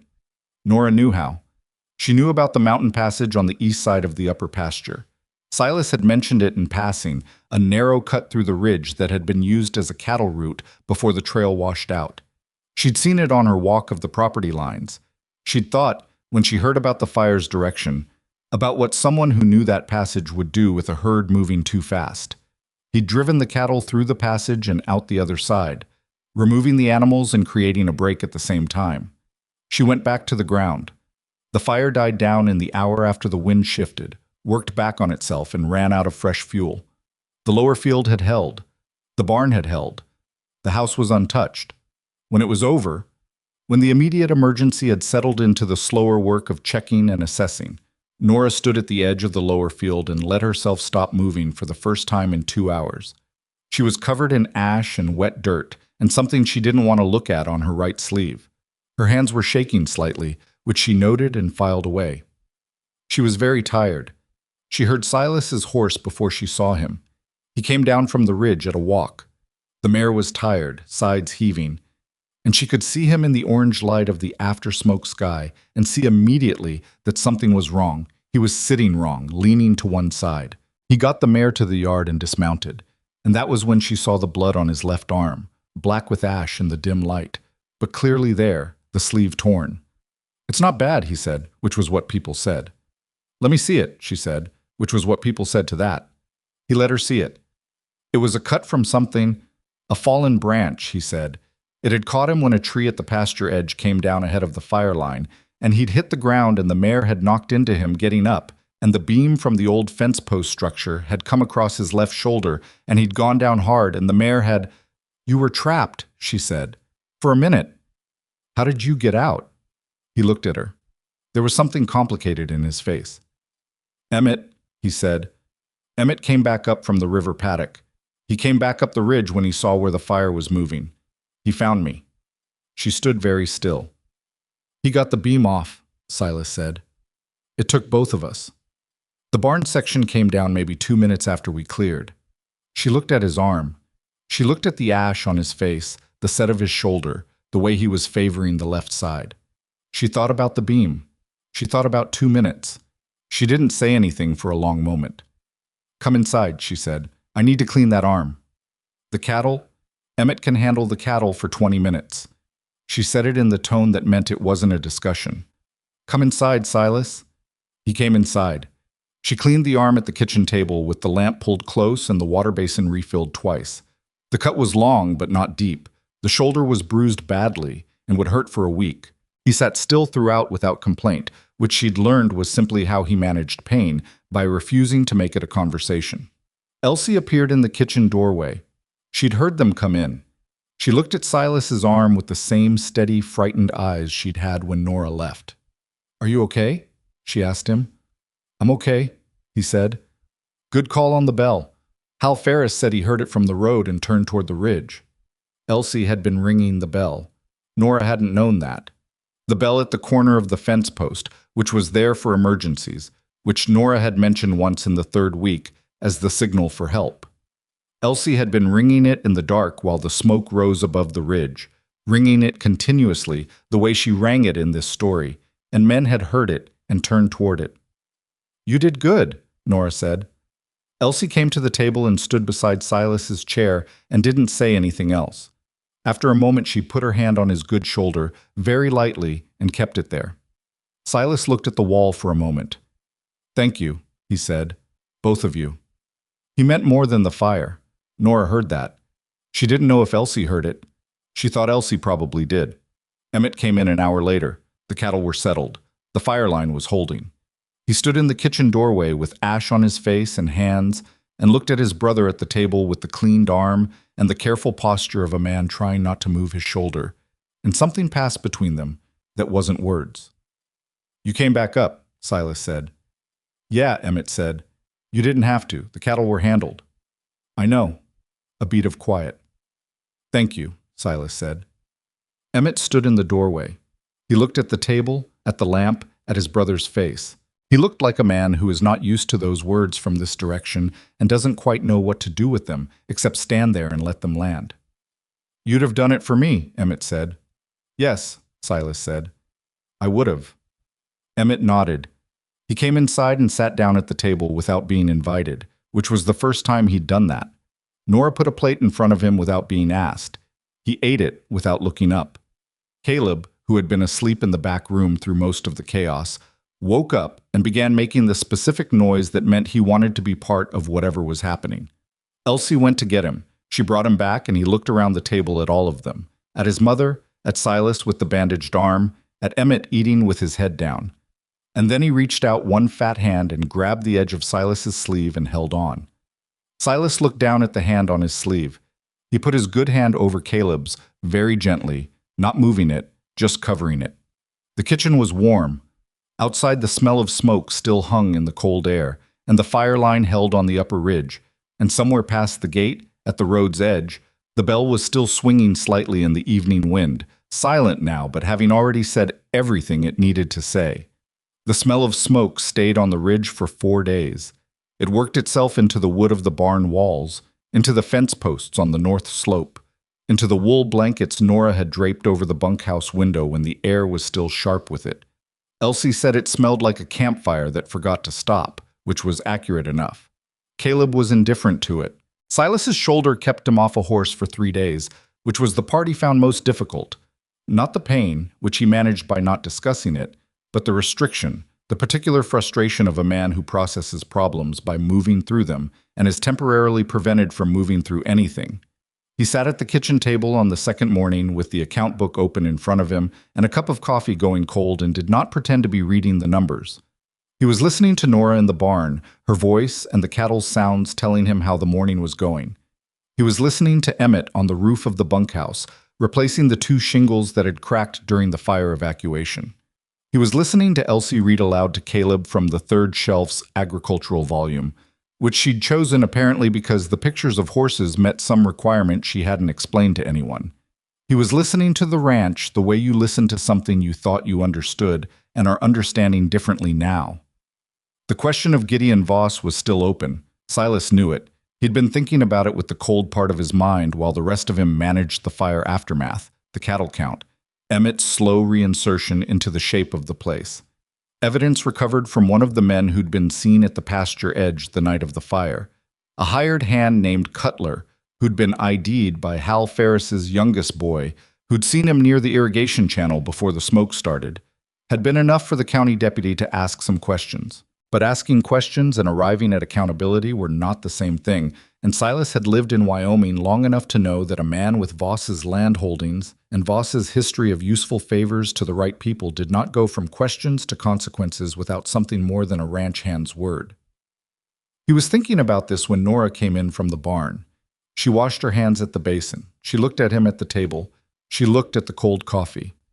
"You've been sitting there since I went out," she said. "I've been thinking. About Voss." "About Voss." He turned the cup on the table. "The deputy isn't going to be enough. Cutler might give testimony or he might not, and even if he does, Voss will say Cutler acted without direction. There's no line from Cutler to Voss that anybody can draw on paper." Nora dried her hands. "What about the land agent, the one who came asking about the title?" "He's an employee. Won't testify against the man paying him." "Emmett talked to Voss's men at the supply post," Nora said. "He didn't know who they were, but he heard things. Did you ask him what they said?" Silas looked at her. He hadn't. He'd been so focused on what Emmett might have told them that he hadn't thought about what they might have said to Emmett. Men who believed they were talking to a useful source. Men who might have been less careful than they should have been. He got up from the table. He found Emmett on the bunkhouse roof. He stood below and said, "I need you to think carefully about what Voss's men said to you at the supply post. Not what you told them, what they said." Emmett looked down at him from the roof with the slightly wary expression he used when Silas asked things that required him to revisit his own bad decisions. "I told you what they said. They were talking about the land route, about the survey. Did they say anything about what they'd do if the sale didn't go through?" Emmett was quiet for a moment. He set down the shingle he'd been holding. "One of them said something about the land being more valuable without a working operation on it. That a burned-out claim was easier to acquire through the territory than a working one." Silas stood very still. "Say that again." Emmett said it again. "Those words specifically, a burned-out claim?" "Those words." Emmett looked at him. "That means something?" "It means they were planning this before you sat down with them. And it means a man who said those words in front of a witness said more than he should have." Silas went back to the house. He told Nora. She listened, and he watched her process it the way she processed everything. Quickly, in order, without interruption.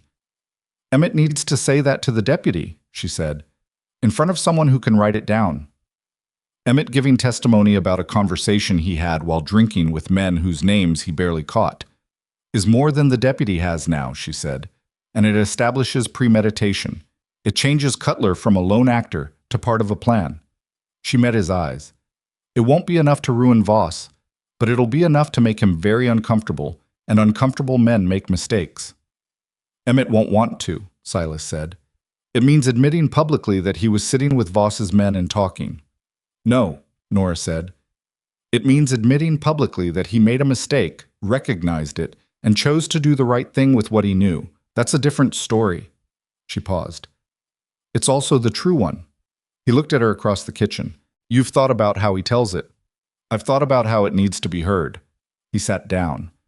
"You would have made a good solicitor." "I would have made a terrible solicitor," she said, pulling out the chair across from him. "I have too much trouble with cases I think are wrong." "That might be the definition of a good solicitor. Or the definition of someone who should stay out of law and stick to accounts." She folded her hands on the table. "Ask Emmett tonight. Don't make it a big occasion. Don't frame it as a test. Just tell him what it means and let him decide." "And if he says no?" She considered this honestly. "Then we find another way. But I don't think he'll say no." She was right. She was not always right.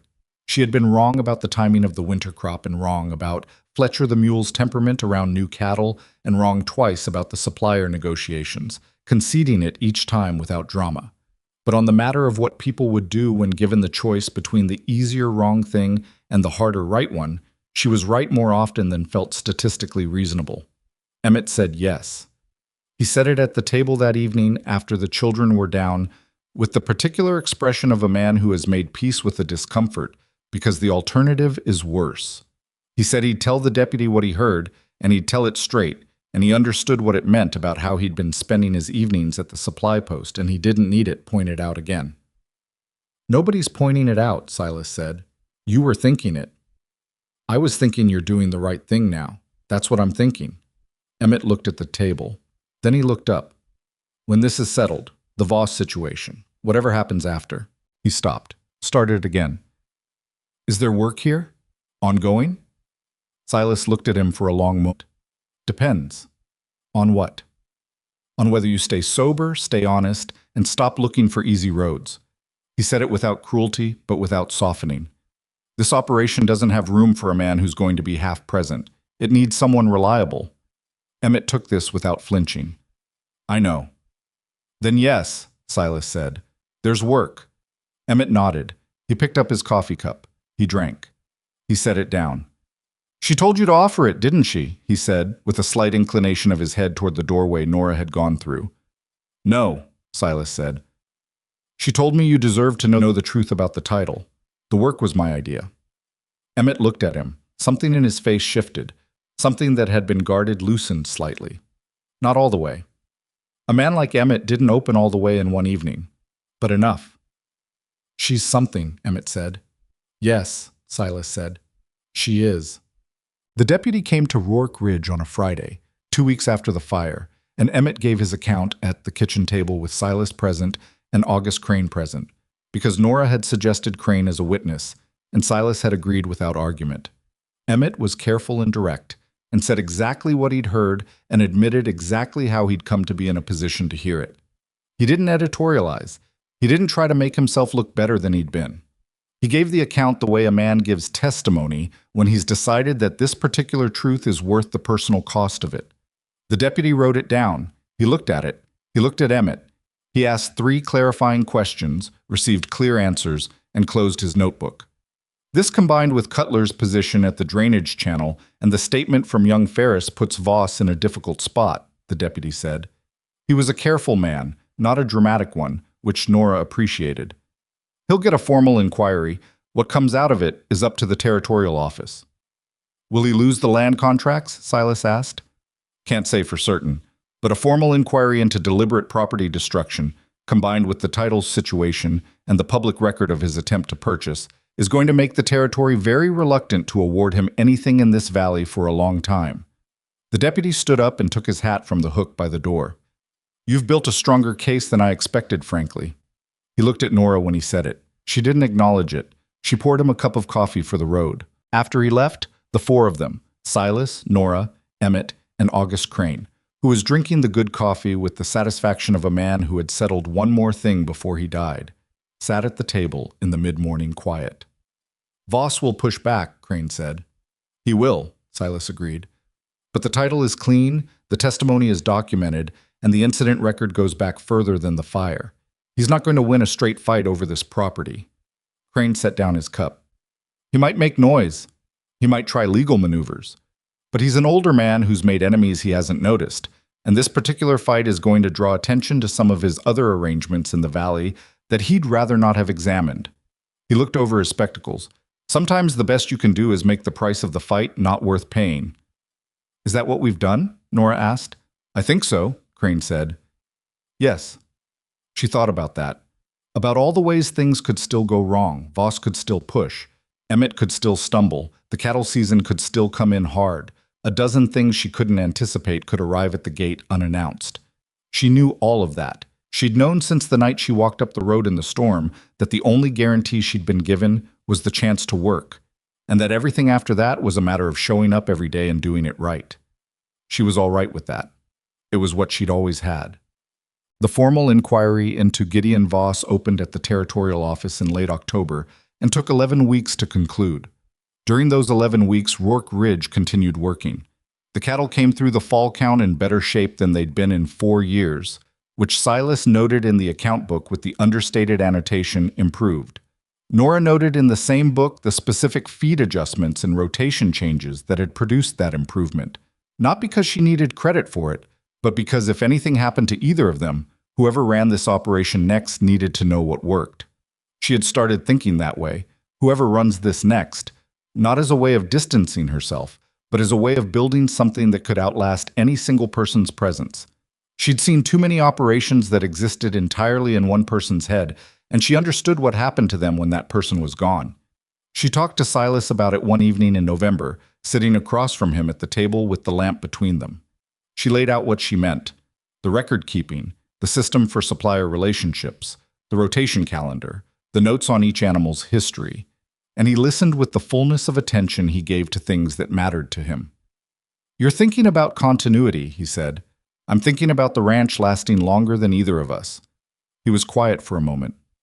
"You're thinking about Elsie." She looked at him. She hadn't named it yet, not even to herself. But yes, she was thinking about Elsie, who was 8 years old now and who had been absorbing the operation of Rourke Ridge for the past 4 months with a systematic thoroughness that was either entirely natural to her character or was the product of watching her mother approach every environment the same way. She was thinking about Elsie asking Silas last Tuesday about the calving schedule and why certain cows were separated from the main herd in late winter.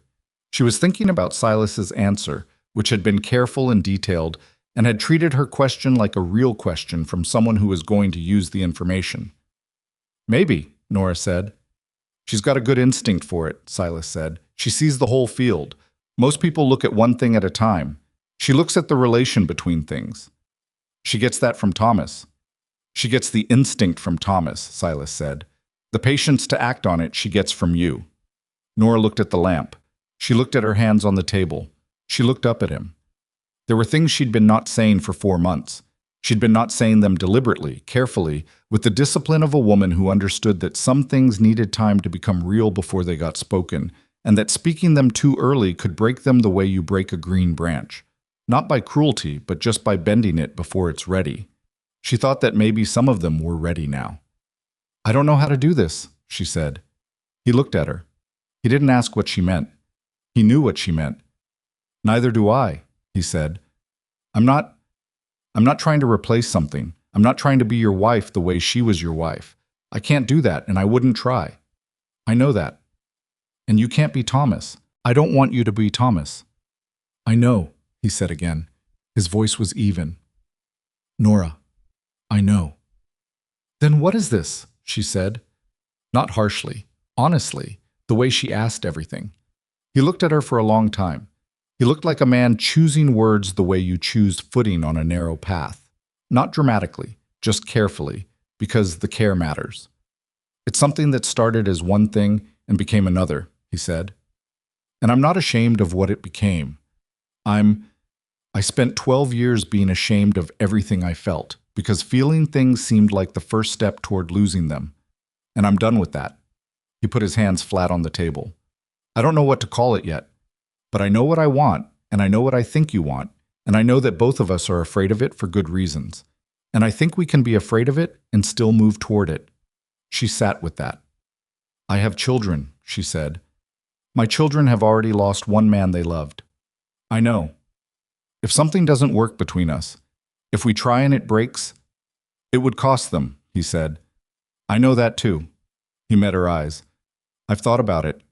That's part of why I haven't said anything for 4 months, because I didn't want to put that weight on them without being sure." "Are you sure now?" "I'm as sure as I've ever been about anything," he said, "which isn't completely sure because I'm not an idiot, but—" He stopped, something at the corner of his mouth. "I made a wooden horse for your daughter in the dark for 5 nights, because I couldn't stand for her to be without the things she'd lost. I put your name on the title to my ranch because I couldn't stand the thought of you and your children being without ground to stand on. I've been cooking bad biscuits at 5 in the morning because I know you come in cold from the barn and you drink coffee standing up, and I wanted there to be something warm for you." He looked at her. "I don't do those things for someone I'm uncertain about." She was very still. "Bad biscuits," she said. "I know they're bad. The bottom is always overdone. I'm aware." She looked at him. He looked back. And then something happened to her face that she'd been managing for 4 months. The careful composure, the flat voice, the eyes that observed and filed and kept their own counsel. And it stopped being managed for a moment. Just a moment. Long enough for him to see what was actually there, which was not nothing, which was the farthest thing from nothing. "I need time," she said. "I know. Not because I don't She stopped. I need time. Take it, he said. She stood up. She went to the door. She stopped with her hand on the frame. The bottom of the biscuits, she said without turning around. You're pulling them too early, and the heat's too high at the start. Give it a lower flame for longer. A beat of silence. All right, he said. She went to the bunkhouse. She lay down on her cot in the dark and listened to Caleb breathe and thought about Thomas. She thought about the specific Thomas she'd been avoiding thinking about. Not the sick Thomas, not the dying Thomas, but the one she'd married. The one who'd stood with her in the wind outside a bad season and said they'd work it out, because that was all they ever said, and it was always all they meant. She thought about what it was like to love someone who was gone. She thought about how it didn't stop. It just changed shape, became something you carried differently, something you could carry alongside other things. She thought about what Thomas would say if he could see her. She knew what he would say. He would say, "You're already thinking 3 steps ahead of the problem." And he would say it with the smile that meant he thought this was her best quality and her most maddening one simultaneously. She thought, the problem isn't whether I trust Silas Rourke. The problem is whether I trust myself to do this again. She lay there a long time with that. The formal inquiry concluded in January. Gideon Voss was found to have directed property damage through intermediaries, a finding that stopped short of criminal prosecution. The territorial office was not, in the end, willing to go that far against a man with Voss's history of useful arrangements. But that stripped him of the 2 land contracts he'd been counting on for the new cattle route. The contracts went to a consortium of smaller ranchers in the valley. Rourke Ridge was included in that consortium, which meant the land that Voss had wanted to buy cheap and profit from enormously would now produce that profit for the people who'd been working it. It was not perfect justice. Nora understood that. Voss didn't go to prison. He didn't lose everything. He lost influence, lost standing, lost the specific prize he'd been maneuvering toward for a year, and he lost it publicly enough that his manner of operating became visible to people who hadn't been paying attention to it. In Nora's experience, that was what accountability usually looked like. Not a clean final reckoning, but a narrowing of a man's reach, a reduction of his ability to do damage, one decision at a time. It would have to be enough. It was in fact more than she had expected. She heard the news at the kitchen table on a Thursday in January, when August Crane rode out to the ridge himself to deliver it. He was 71 years old, and he made the ride anyway, and he drank his coffee and read the findings aloud in the flat, careful voice he used for official matters. And when he finished, the table was quiet. The consortium arrangement, Silas said.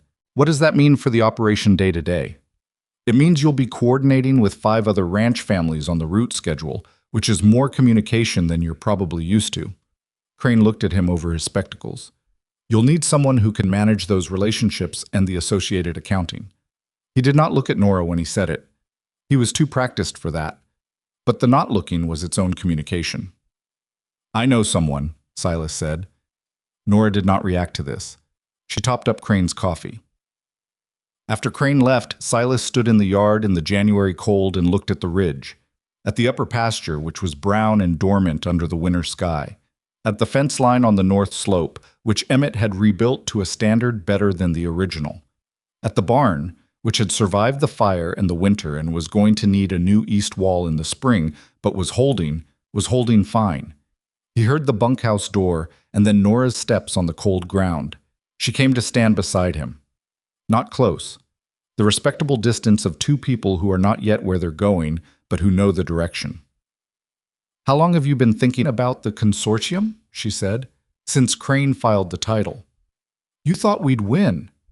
I thought we had a better position than Voss knew. He looked at the ridge. And I thought if we won, the consortium was the right shape for the valley, better than one owner controlling the route. You could have held out for the full contract. I could have. He looked at her. I didn't want to be Voss. She thought about that. About what it meant that this man, who had spent 12 years protecting a single piece of ground as if the ground were the point, had voluntarily shared what that ground gave him with the people around it. What it said about what he'd decided the ground was actually for. Thomas had believed that. He'd said it once in a way she'd never forgotten.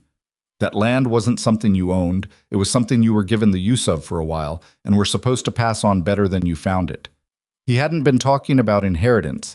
He'd been talking about the daily use of it, what you gave it and what you took, and whether those things were in balance. Rourke Ridge was in better balance than it had been in years. She looked at the ridge, at the bare winter trees along the upper slope, at the thin January sky that would be something different in a few months, green and fast and full of things that needed doing. Elsie wants to learn to ride properly, she said. Not the pony way she's been doing. She wants to ride a working horse. I know, Silas said. She told me last week. What did you say? I said spring, when the ground is better and we have time to do it right. She nodded. She accepted that?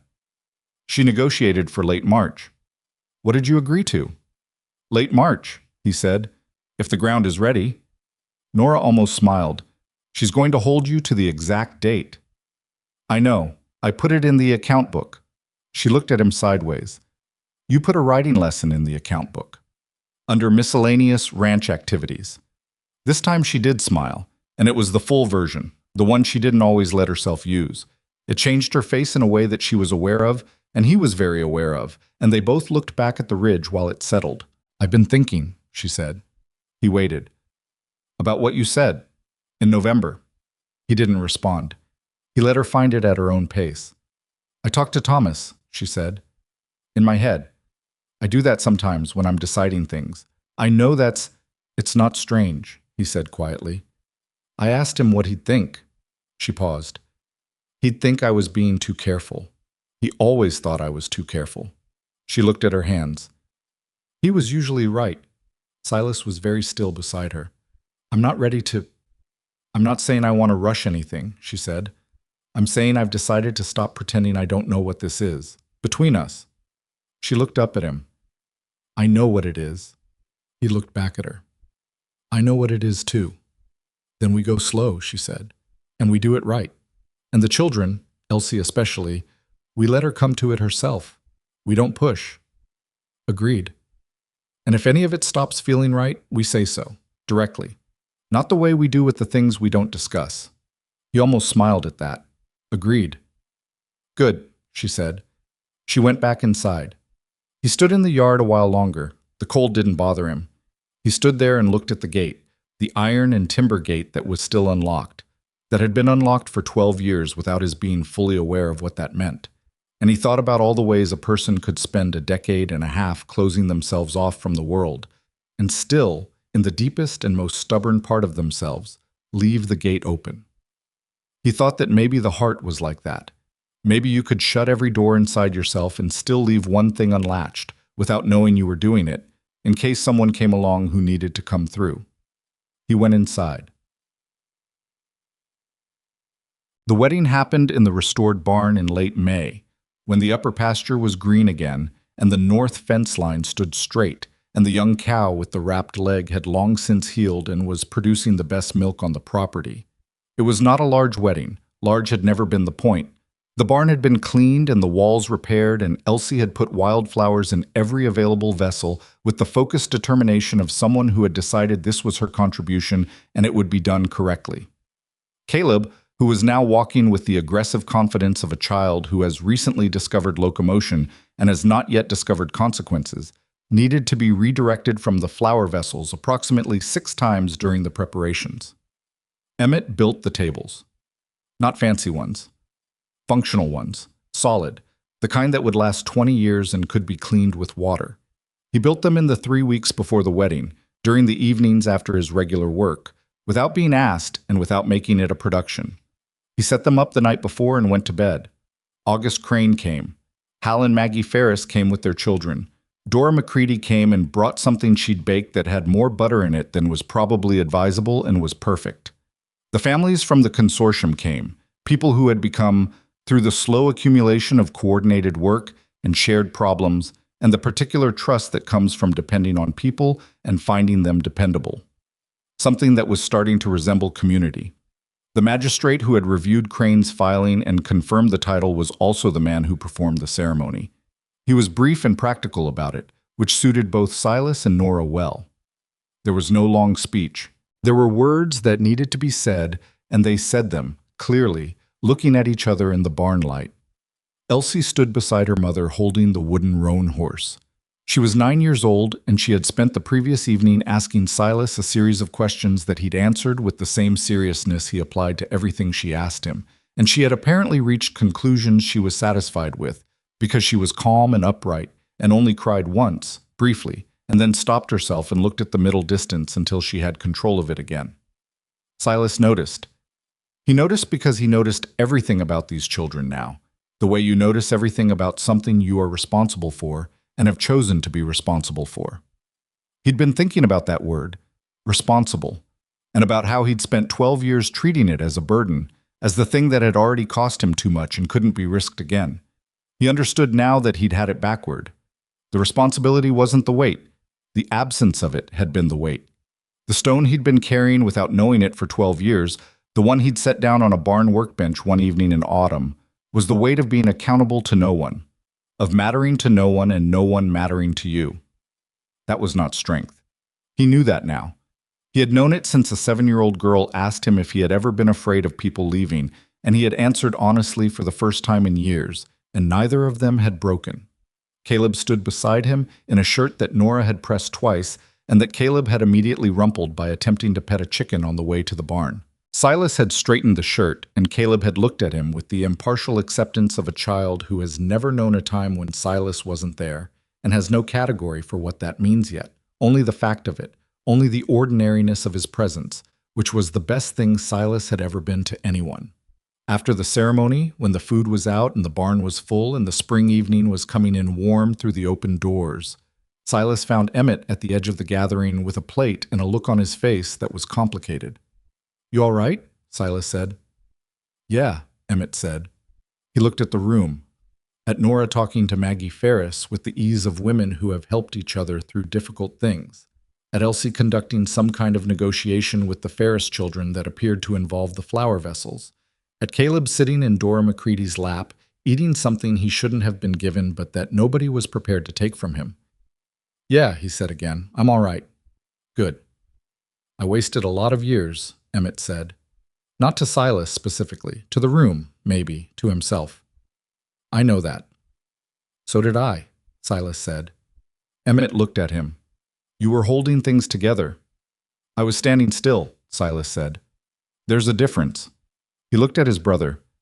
"You've been working since September like a man who means it. That's not nothing." Emmett was quiet. Then, "I'm not going to run up another debt." "I know. And I'm going to pay back." "You're paying it back every day," Silas said. "That's how it works." Emmett looked at his plate. He nodded once. "She's good for you," he said. "Nora, I want you to know I see that, in case nobody says it. Dora McCready says it twice a week." "Then I'll say it once." Emmett looked at him. "You were becoming a ghost. You know that." "I know." "She didn't let you." "No," Silas said. "She didn't." Emmett picked up his fork. "Good," he said, and went back to eating. And the conversation was over, which was how the important conversations in their family had always ended. Not with resolution so much as with two men putting things down and getting back to something practical. Silas went to find Nora. She was at the edge of the barn door, looking out at the early evening, at the valley below the ridge, going gold and long in the May light. She had a glass of something in her hand that she wasn't drinking, and the expression of someone who is present in two places at once. He stood beside her. "Thomas?" he said. "A little," she said. "I was thinking about the gate." "What about it?" "The night we arrived. You came out in the rain." She looked at the gate from where they stood, visible at the end of the path, the iron and timber of it in the evening light. "I was watching your face when you saw the children, Elsie and Caleb, at the fence." She paused. "You'd already decided before you came out. You'd made up your mind before you even got on the horse." He didn't say anything. "You didn't let us in because the storm came," she said. "The storm was an excuse. You'd already decided." He was quiet for a moment. "Maybe," he said. She looked at him. "Why?" He thought about it. He thought about the lamp he'd left burning for 12 years, and the gate he'd never locked, and the list of names in the back of the account book. He thought about all the ways a man can tell himself he's chosen solitude while everything he does says something else. "Because I was tired," he said finally. "Of the alternative. Of being alone. of pretending it was working. She looked out at the valley. She was quiet for a moment. "It's a good piece of ground," she said. "Yes," he said. "It is. We'll keep it that way. I know we will." She leaned slightly, just slightly, the smallest adjustment of position, and her shoulder was against his arm, and he didn't move. And they stood there in the barn doorway in the May evening while behind them the celebration continued, real and imperfect and full of people who had chosen, in one way or another, to be in the same place at the same time. The gate at the end of the path stood open in the evening light. It had been open for 12 years. It had been waiting, in the patient way of things that are ready before the person is, for someone who would walk through it and not walk back out. Not because they had nowhere else to go, but because they had decided, with clear eyes and full knowledge of what it cost, that this was where they belonged. In the years that followed, people would know Rourke Ridge as a ranch that ran well and treated its workers honestly, and was managed by two people who argued about feed prices and agreed about everything that mattered, and raised 3 children who all grew up believing that the measure of a person was what they did on the bad days, not the easy ones. In the years that followed, when travelers came through the valley, when women alone came, when families with nowhere to turn came, when people arrived at the gate with nothing but the look of someone who has used up every other option, the gate was always unlocked. There was always work if you wanted it. There was always a place at the table. Not because Silas Rourke had become a sentimental man. He hadn't. I was still difficult and still too quiet, and still had trouble saying the easy thing when the true thing was available. He still burned the bottom of the biscuit sometimes, though less often. But he had learned, slowly, imperfectly, at the cost of 12 years of unnecessary loneliness, that strength was not the absence of need, that the wall you build around a wound is not the same as the wound healing, that you can spend a decade standing still and call it survival, and you would not be wrong exactly, but you would be missing the point of what surviving is supposed to be for. The point, he had come to understand, was this: the people at the table, the child with the wooden horse, the woman who drank her coffee standing up and corrected his biscuits and ran into burning fields without being asked and told him the truth even when it was inconvenient, especially when it was inconvenient. The gate open, the lamp burning, the bell that rang when it was needed and hung quiet when it wasn't. A man who had once decided he had nothing left to give, and a woman who had once had nothing left to lose, and the children who grew up in the space between those two facts and never knew it as anything other than home. That was Rourke Ridge. That was enough. That was, in every way that counted, everything.